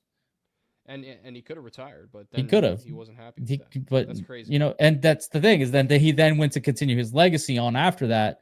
But like 28-3 I think will be the stamp of his career. 100% agree. 100% agree. That's what everyone should remember. But overall, this was a great game. Obviously frustrating for the Ravens, but this is going to be one of those matchups. I mean, you just mentioned Mahomes, Allen. I think Lamar and Allen could get to that point where they could be sort of the 1B, maybe not 1A. The market. They could be what was another good matchup back then? Brady Breeze. Brady Breeze maybe, but although they didn't. I guess when they were in the same division there for. Right? By then he had a noodle arm. Yeah, Breeze couldn't throw. Rodgers, I got nobody. Yeah, I'd have to think.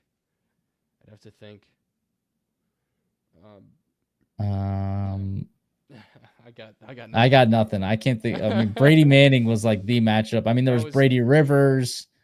There was Drew Brees and I don't know, Peyton Manning. Yeah, Peyton Manning. Yeah. I don't know. Fair enough. Anyways, well, I'm sorry about that, Dan. I'm sorry about that horrific loss. It happens. I'm used to it. But we needed to get your thoughts. The pain doesn't hurt as bad, Carlos. The pain doesn't hurt as bad. It still hurts. Well, we needed to get your thoughts on here. We didn't want to record the show and not have our resident Ravens fan, give us, his thoughts on everything that happened. So definitely had to get you on the podcast. Dan, we appreciate you taking time out of your busy day. Thank you, sir. Of course, we will now send it back to the past because we are in the future and all that gets crisscrossed and there's a lot of complications and we can't mess anything up or else the timeline will get messed up. But with all that being said, Dan, thanks again for hopping on. Phenomenal interview by me. Yes, absolutely, Carlos. Thank you for that. And thank you to Dan switching it up a little bit here on episode 227 of the Kirby on Sports podcast. That is League Wide No Huddle. And coming up next. That wasn't League Wide No Huddle. That was still that was the home field report. Yeah, I looked at the wrong one. I'm like, wait, we haven't gotten to the pick'ems yet. No. It's week 1 for us too. Home field report. That was home field report. Coming up next, the League Wide No Huddle right here on the Kirby on Sports podcast. Is it finally time to upgrade your home's interior? How about with an authentic farm table made locally from recycled barnwood? Shenandoah Primitives, based right here in Winchester, Virginia, makes farm tables, benches, tables, coffee tables, and a long list of other items for your home decorating needs. At Shenandoah Primitives, function and style are combined for great furniture that will last generations. If you're interested in combining the industrial look of metal with wood or considering something incredibly unique with a live edge, Shenandoah Primitives turns those ideas into reality. Thinking about a mirror, wine rack, or other accent piece for your home, Shenandoah Primitives can assist with that as well. As a local small business, Shenandoah Primitives is happy to work with each client for a custom design or schedule an appointment to come out and view current inventory. Local, high-quality, handmade items can be found at Shenandoah Primitives. Find us on Facebook and Instagram or visit us at www.shenandoahprimitives.com. Hey there, Kirby on Sports Podcast fans. Mark Francis with Icon Real Estate here for you. Remember, if you have any real estate needs, buying or selling, I'm your guy. I would love to help you out. And you can also find me on my own personal podcast, Iconic Talk, where you get a chance to learn about the local real estate market and why Winchester is an amazing place to live. Reach out to me anytime, 540-247-1527, and find Iconic Talk anywhere you get your podcasts. Bed bugs. The only thing creepier than thinking about them is actually having them. Trust me, you don't want to have them. Locally owned and operated Barrett Pest and Termite Services can keep you from having bed bug nightmares and infestations. Call 540-340-3922 to schedule your free inspection and consultation. If bed bugs are already in your home, we'll get rid of them so you can rest easy. We also specialize in keeping homes and businesses free of other pests, including rodents and termites. That's Barrett Pest and Termite Services, 540-340-3922. And welcoming you back to episode 227 of the Kirby on Sports podcast. That's the Swiss Army knife, Carlos Martinez. I am Josh Kirby. So glad that you are with us. Let's move on to the League Wide No Huddle. Each of us bring an NFL storyline into the show, and we will discuss it further. Carlos, what's your League Wide No Huddle? Jalen Carter not getting suspended at all, and them considering that first game an actual suspension because he didn't play a snap. Look, I'm sorry. I agree. I actually have two storylines that I want to bring to the NFL. Sure. Okay. So so this is my first one, right? Jalen Carter. Like, you can't spit on a you spit on a guy. So this happened at during the Inter Miami Seattle Sounders Leagues Cup final match. Okay. Inter Miami lost to the Seattle Sounders 4-0. Luis Suarez, Uruguayan player. If you watch soccer, you know him. He's infamous for a lot of things. He spit on a coach from the Seattle Sounders, which sparked a whole brawl and everything like that. He got suspended for 4 matches. And Jalen Carter just gets a fine in a 1-game match or a 1-game suspension that he technically served because he didn't play a single down. That's unacceptable to me. And my other one is as akin to what happened to Friday night, which is, okay, so you can spitting on a guy gets you ejected from the game, but because you hit a guy with an open hand instead of a fist, you don't get ejected from the game. I believe his name is Tart from the Chargers, like basically punching Travis Kelce in the face and not getting ejected from the game, not getting suspended. And then the explanation is, because it's an open hand strike, it's fine. But if it was a closed hand, then it is. So you can spit on a guy and get ejected. But if you blatantly punch a guy in the face, but you keep your hand open, you're allowed to stay in. The NFL needs to figure its stuff out, and it shouldn't make a difference whether it's closed or open, because that's unacceptable. I know. Also, fans don't touch players. Don't touch Lamar Jackson. Lamar Jackson was in his right to do that, by the way. But it still shoved him my. Deservedly so. Yeah. Deservedly so. Don't touch a player.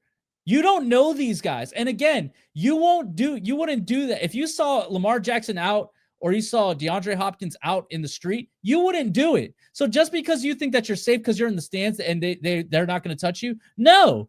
Lamar Jackson had every right to do what he did. Lamar Jackson pushed him pretty good from what I saw. Damn right he did. And he is banned from every NFL stadium now. Good.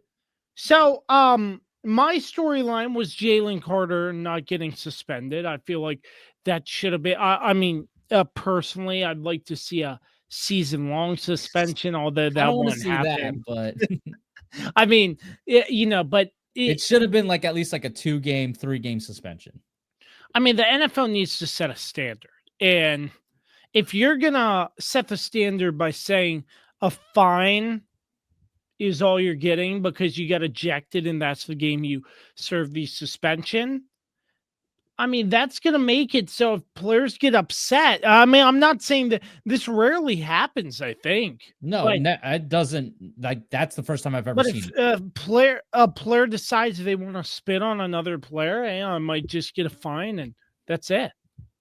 So, well, it depends on what point in the game it happens. yeah, that's true. But it's like you've set the precedent now, because this happened during the USF Florida matchup, where at the end one of the USF players spit on a guy from Florida. Jeez. And it's just like, bro, like, this can't become a trend. You have to nip this in the bud immediately. And also, the NCAA was going to wait to see how the NFL handled the Jalen Carter situation to then see how they handled their situation. And if the NFL is just saying, okay, we're just going to slap a fine and we're going to say he already served a 1-game suspension, then they're just going to give this kid a one game suspension. It should be more. Spitting is like, that's disgusting. Like, that's that. And it's extremely disrespectful to the game. It's one thing to spit on the ground and all that stuff, right? But like, to spit on a person, you wouldn't spit on just you're not going to go up to somebody and just spit on them, in the streets. You're going to get, that's going to start a fight. Yeah. So, but the question, do we think Dak Prescott was spitting towards him? Because some Eagles fans were saying, oh, yeah. Yeah, Dak but Eagles fans were just butthurt about it. I do think that it was that Dak was spitting past his lineman, because you see the footage, right? The way Dak Prescott describes the footage is kind of how it fits the narrative perfectly. He needed to spit. He didn't want to spit on his lineman, so he walked over, spit there. When you see where Jalen Carter is like way, like super close to the, like away from the defensive huddle. Like the defense is like 4 yards behind him, and like he's like 2 yards away from the offense. And like, so Dak comes out and spits. And then, of course, Jalen Carter thinks that Dak is spitting on him, so he says something. So that's why Dak smiles at him and, like, says, "What's up?" And then, of course, like, that's when Dak comes up, because Dak isn't going to back down from Jalen Carter and, like, kind of, like, talk him. And he was like, "I'm going to try to talk him down," and, like, be like, "No, dude, I wasn't spitting at you." And then Jalen Carter spits on him. So I don't think Dak did that on purpose at all. That also just doesn't fit Dak's character. Yeah. As a person. It kind of fits Jalen Carter's character, honestly, to do that. But we're not going to talk about that. I guess another storyline, since you took my first one, I heard this just across, and just getting feelers on this. Is Mike McDaniel coaching for his job this season? Oh, yeah, I think so. I honestly think he's lost the locker room. I think it did not look. I mean, Daniel Jones looked like a flipping superstar. Daniel Jones looked good somehow.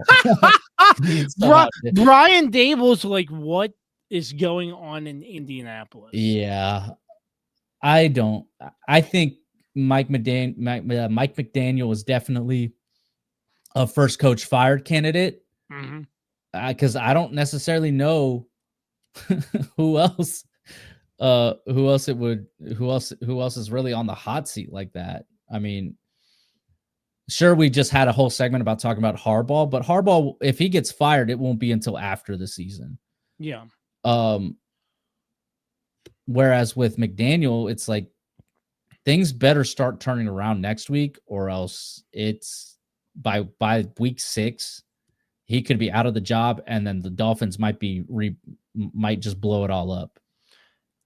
And staying with this game too, wonderful tribute. Colts lead owner Jim Irsay getting inducted into their Ring of Honor, and Peyton Manning saying some words too. And I know this was a little bit back, but there was a Washington Post article about the context around the before he passed and stuff too. I didn't know if you saw that or if you had any thoughts on if that was pretty bizarre in your mind with a private doctor and stuff. I didn't see any of it. I don't know what you're talking about. Yeah. Well, apparently he secretly overdosed, according to this article, 3 times before his death. Mhm. And a doctor gave him a high dosage of some sort of medication. The name is escaping me right now. Mhm. But then, I mean, it's a big Post article from the Washington Post, and a lot of reporters went in on it too. So, Mhm.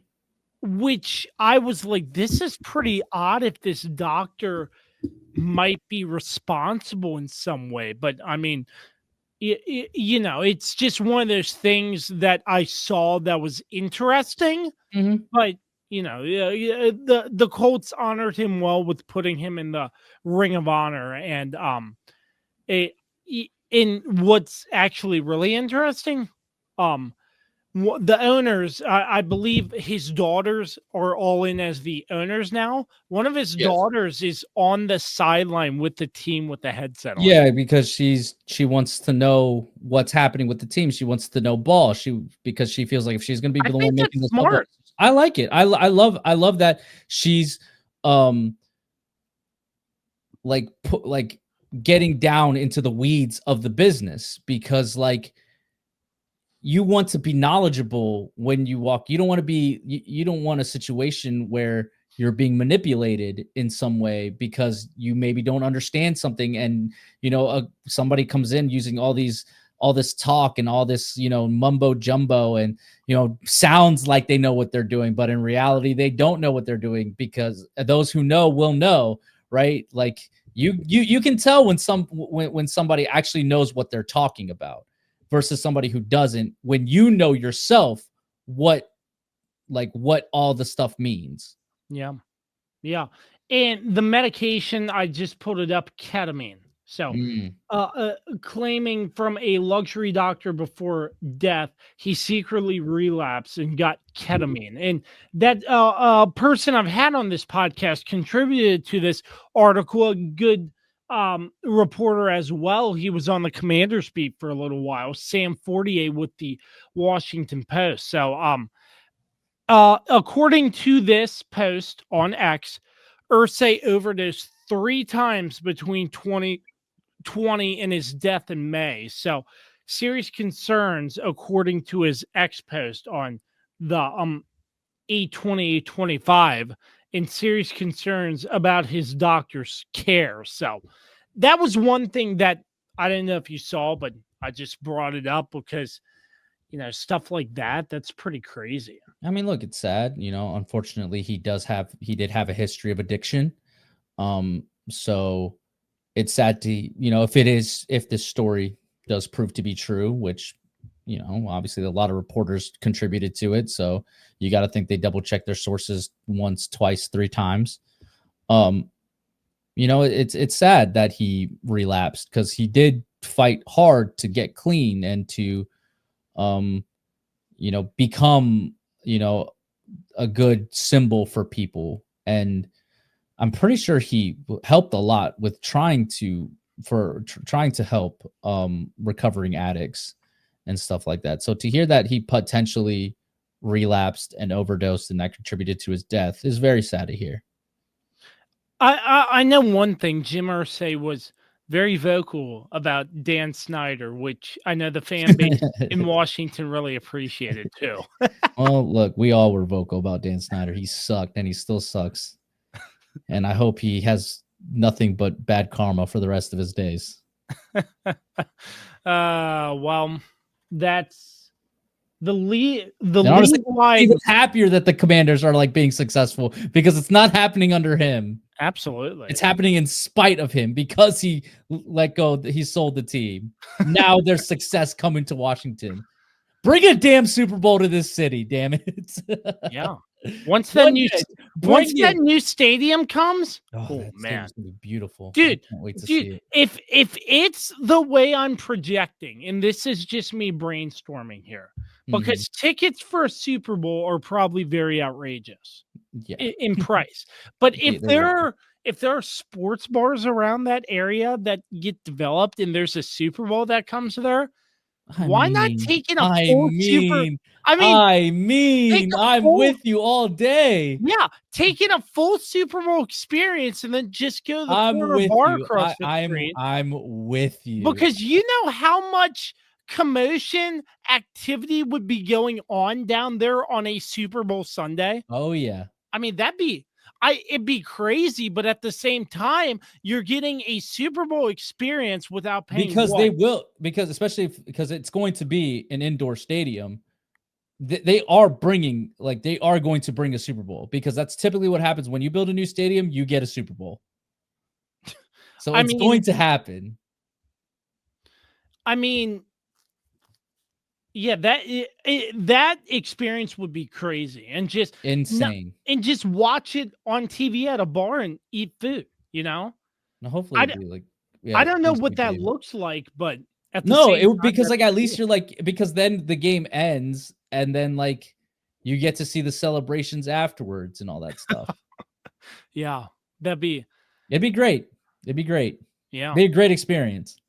I know the NFL draft, I forget what year it is, coming to Washington. That's going to be very cool. Not next year. I think next year it's in Pittsburgh. I think it's the year after that. I think, 2027. Yeah. Wouldn't that be crazy to see the draft? Yeah, we already talked about that. Yeah, in person. But a lot of stuff happening in DC. Oh yeah, for sure. That's positive. So with that. All right, well, that was the League Wide No Huddle. We take another break in the best segment in town, the Pick'em segment. We're coming back to you in just a moment right here on the Kirby on Sports podcast. It's Jason, General Manager at Shenandoah Music, here to tell you all about... Jay, what are you doing here? Well, Matt, I'm trying to tell the people about our selection of guitars, basses, keyboards, drum sets. I know that, but I always do the radio spots. You get to have all the fun. I want to tell everyone about our huge selection, unbeatable prices, unmatched service, and in-depth knowledge. Jay, I really don't think now is the time to discuss. So remember, folks, when you think music, think Shenandoah Music in Winchester. That's my line.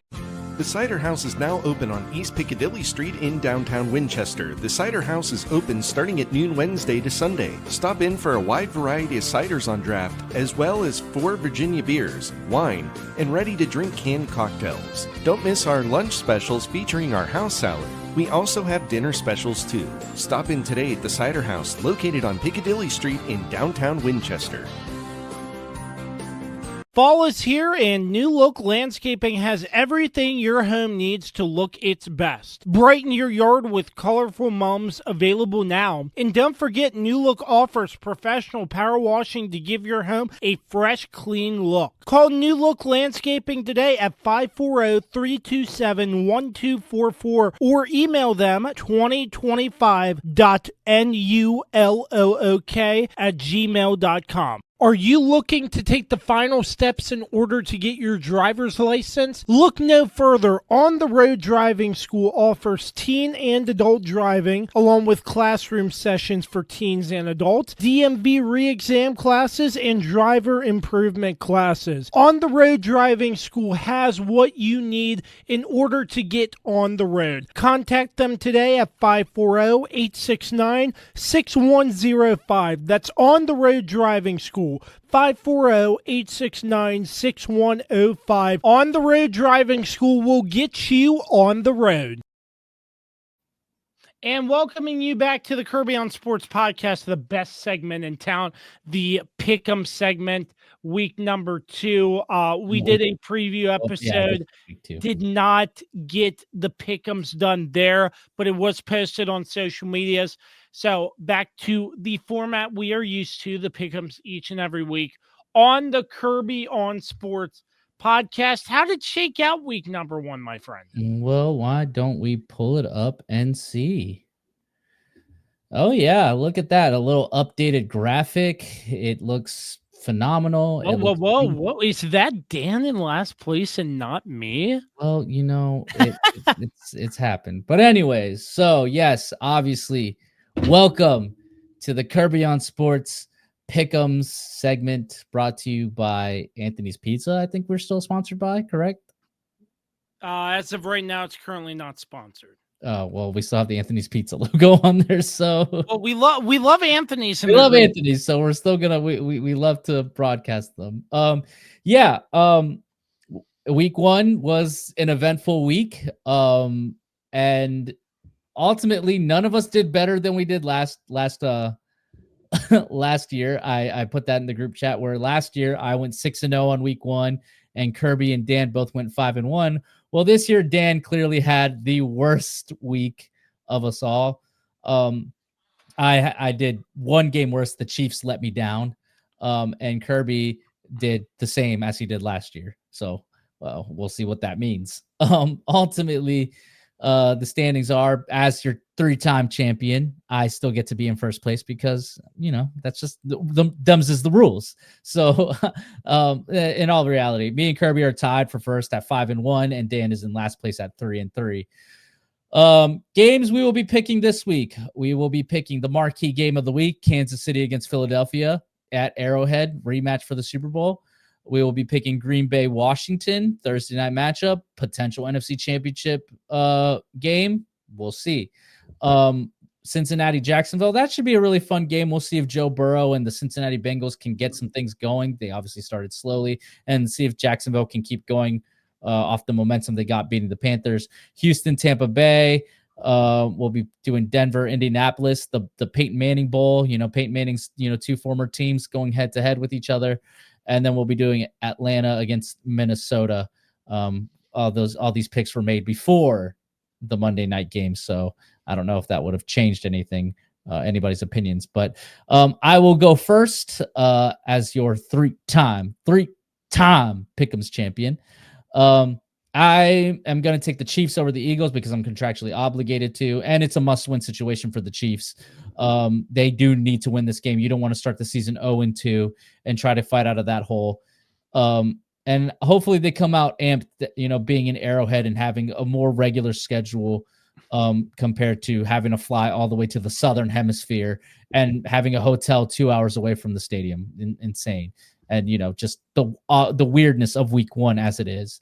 I'm going to take the Packers over the Commanders. I like the Commanders. I like the team that they built, but I do think we saw something special out of Green Bay. I think Micah Parsons has really injected a lot of belief into that Packers defense, because you just see when he's on the field with them, they play different. And even when he's not on the field, they just have a swagger to them that they didn't have before. And I just think that ultimately they, it being in Lambeau, I think that the Packers pull it out. I'll take the Bengals over the Jaguars. I think Joe Burrow and, the rest of the Cincinnati Bengals figure some stuff out. And Jacksonville, while they're a decent team, I just don't, I don't know about Trevor Lawrence yet. I think this is going to come down to who do you trust more, Joe Burrow or Trevor Lawrence? I'm going to take Tampa over Houston. Houston's still fighting that lull that they had last season. I agree. They did not look the best against the Rams, and CJ Stroud he's in a slump still. So we'll see if maybe that turns around, but Baker Mayfield is just so good. He's so good. Yeah, I'm going to go with the Bucks over the Texans. I'm going to take the Broncos over the Colts. I really don't know how to measure how good the Colts look because it was the Dolphins. I didn't think the Dolphins were going to be a good team coming into this year. So we'll see how they look against a more competent team, I guess. I mean, Denver didn't necessarily look great against the Titans either. But we'll see if Sean Payton can get. I trust Sean Payton more than I do. I don't remember the Colts' head coach's name. Shane Steichen. Right? Yeah. Shane Steichen. Yeah. I trust Peyton more than Steichens. And then I am the sole person picking the Vikings, and I picked them before the Monday night game, but I really liked what I did see out of the Vikings. Late, they fell behind, but J.J. McCarthy actually played solid football to get them back in the game and to eventually take the lead. I did not reach halftime.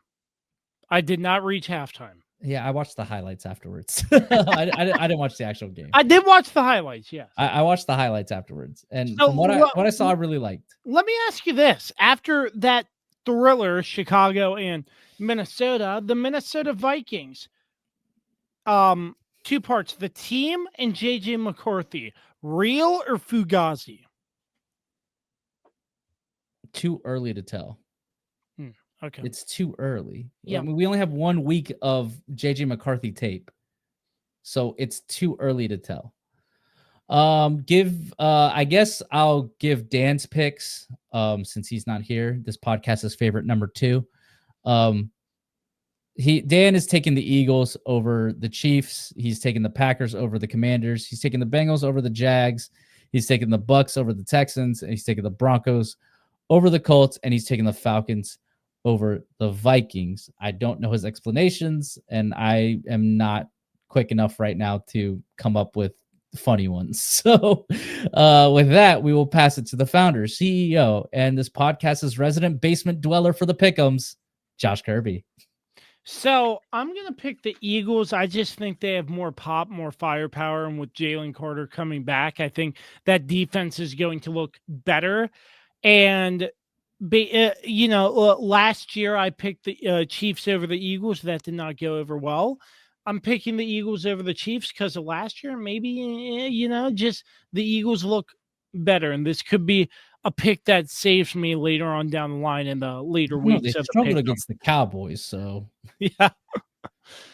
Yeah. So the Commanders, I'm contractually obligated to pick the Commanders on Thursday Night Football. The Cincinnati Bengals, I am picking them. This one's kind of a toss-up of what I saw. I think the Cincinnati Bengals have the edge over Jacksonville. Tampa Bay looking good once again. I will pick them. And like you said, Carlos, Houston still in a little bit of a lull. Maybe they get out of it soon, but I liked what Tampa saw. And I'm picking the Colts. I want to see if Daniel Jones and the Colts can translate this success into week 2.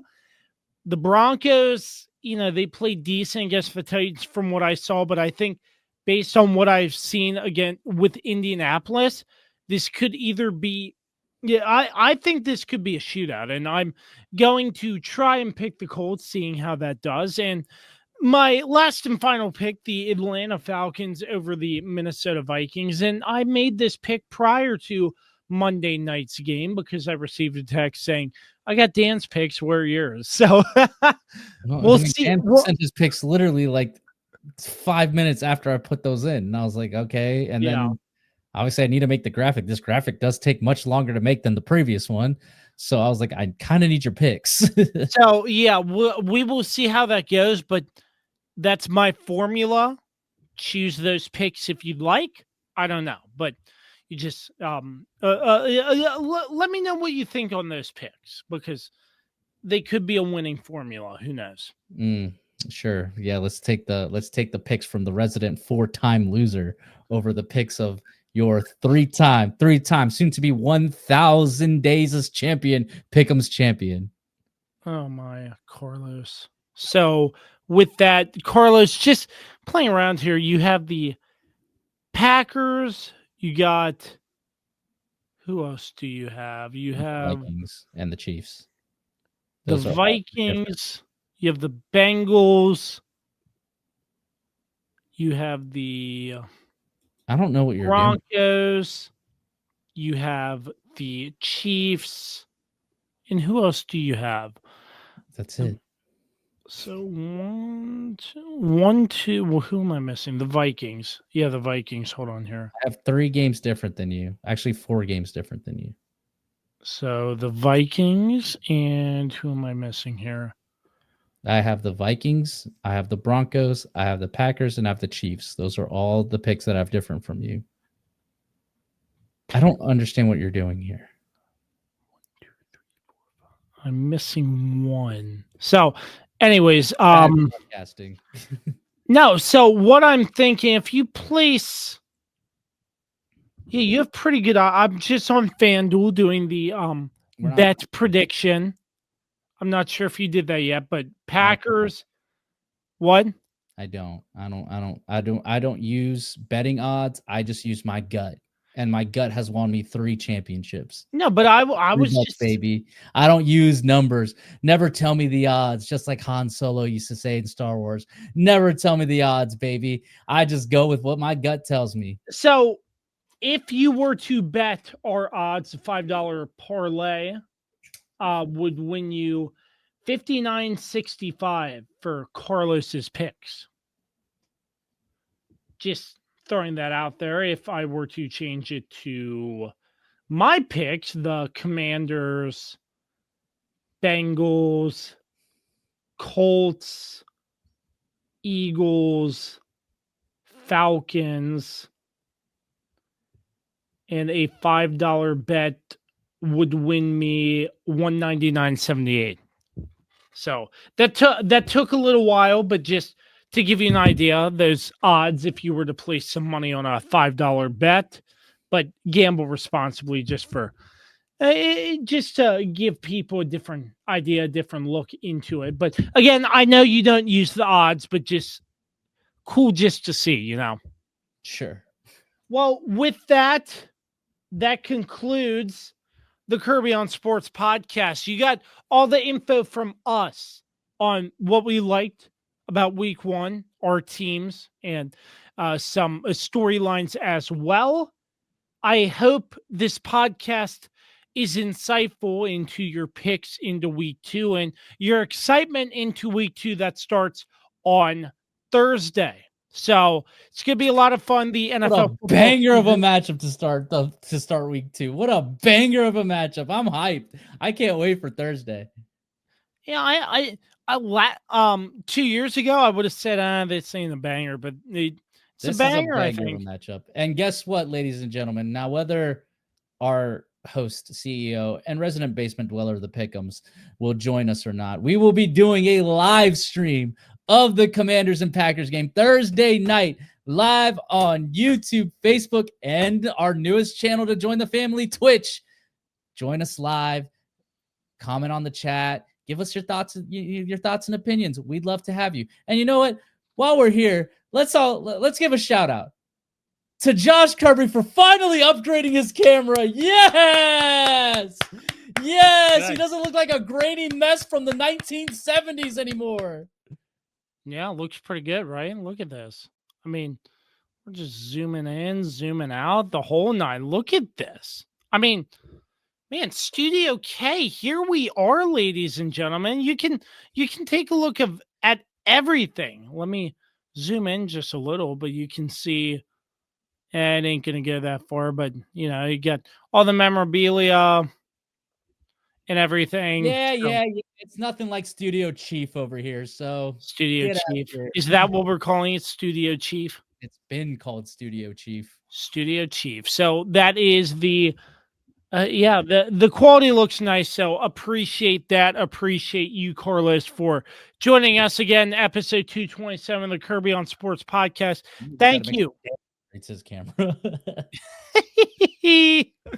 Thank you to our sponsors, Frederick County Parks and Recreation, PM Plus Reserves, Shenandoah Primitives, Mark Francis with Icon Real Estate, Bear Pest and Termite Services, Mark Lynch with Guild Mortgage, Shenandoah Music, Icon Media, On the Road Driving School, New Look Landscaping, the Cider House in downtown Winchester, Virginia, and Don't Sleep Energy, the official energy drink sponsor of the Kirby on Sports podcast. Use promo code KOS Podcast for 12% off your order every single time. For Josh, Dan, who was in an interview earlier in this podcast, I'm Josh Kirby.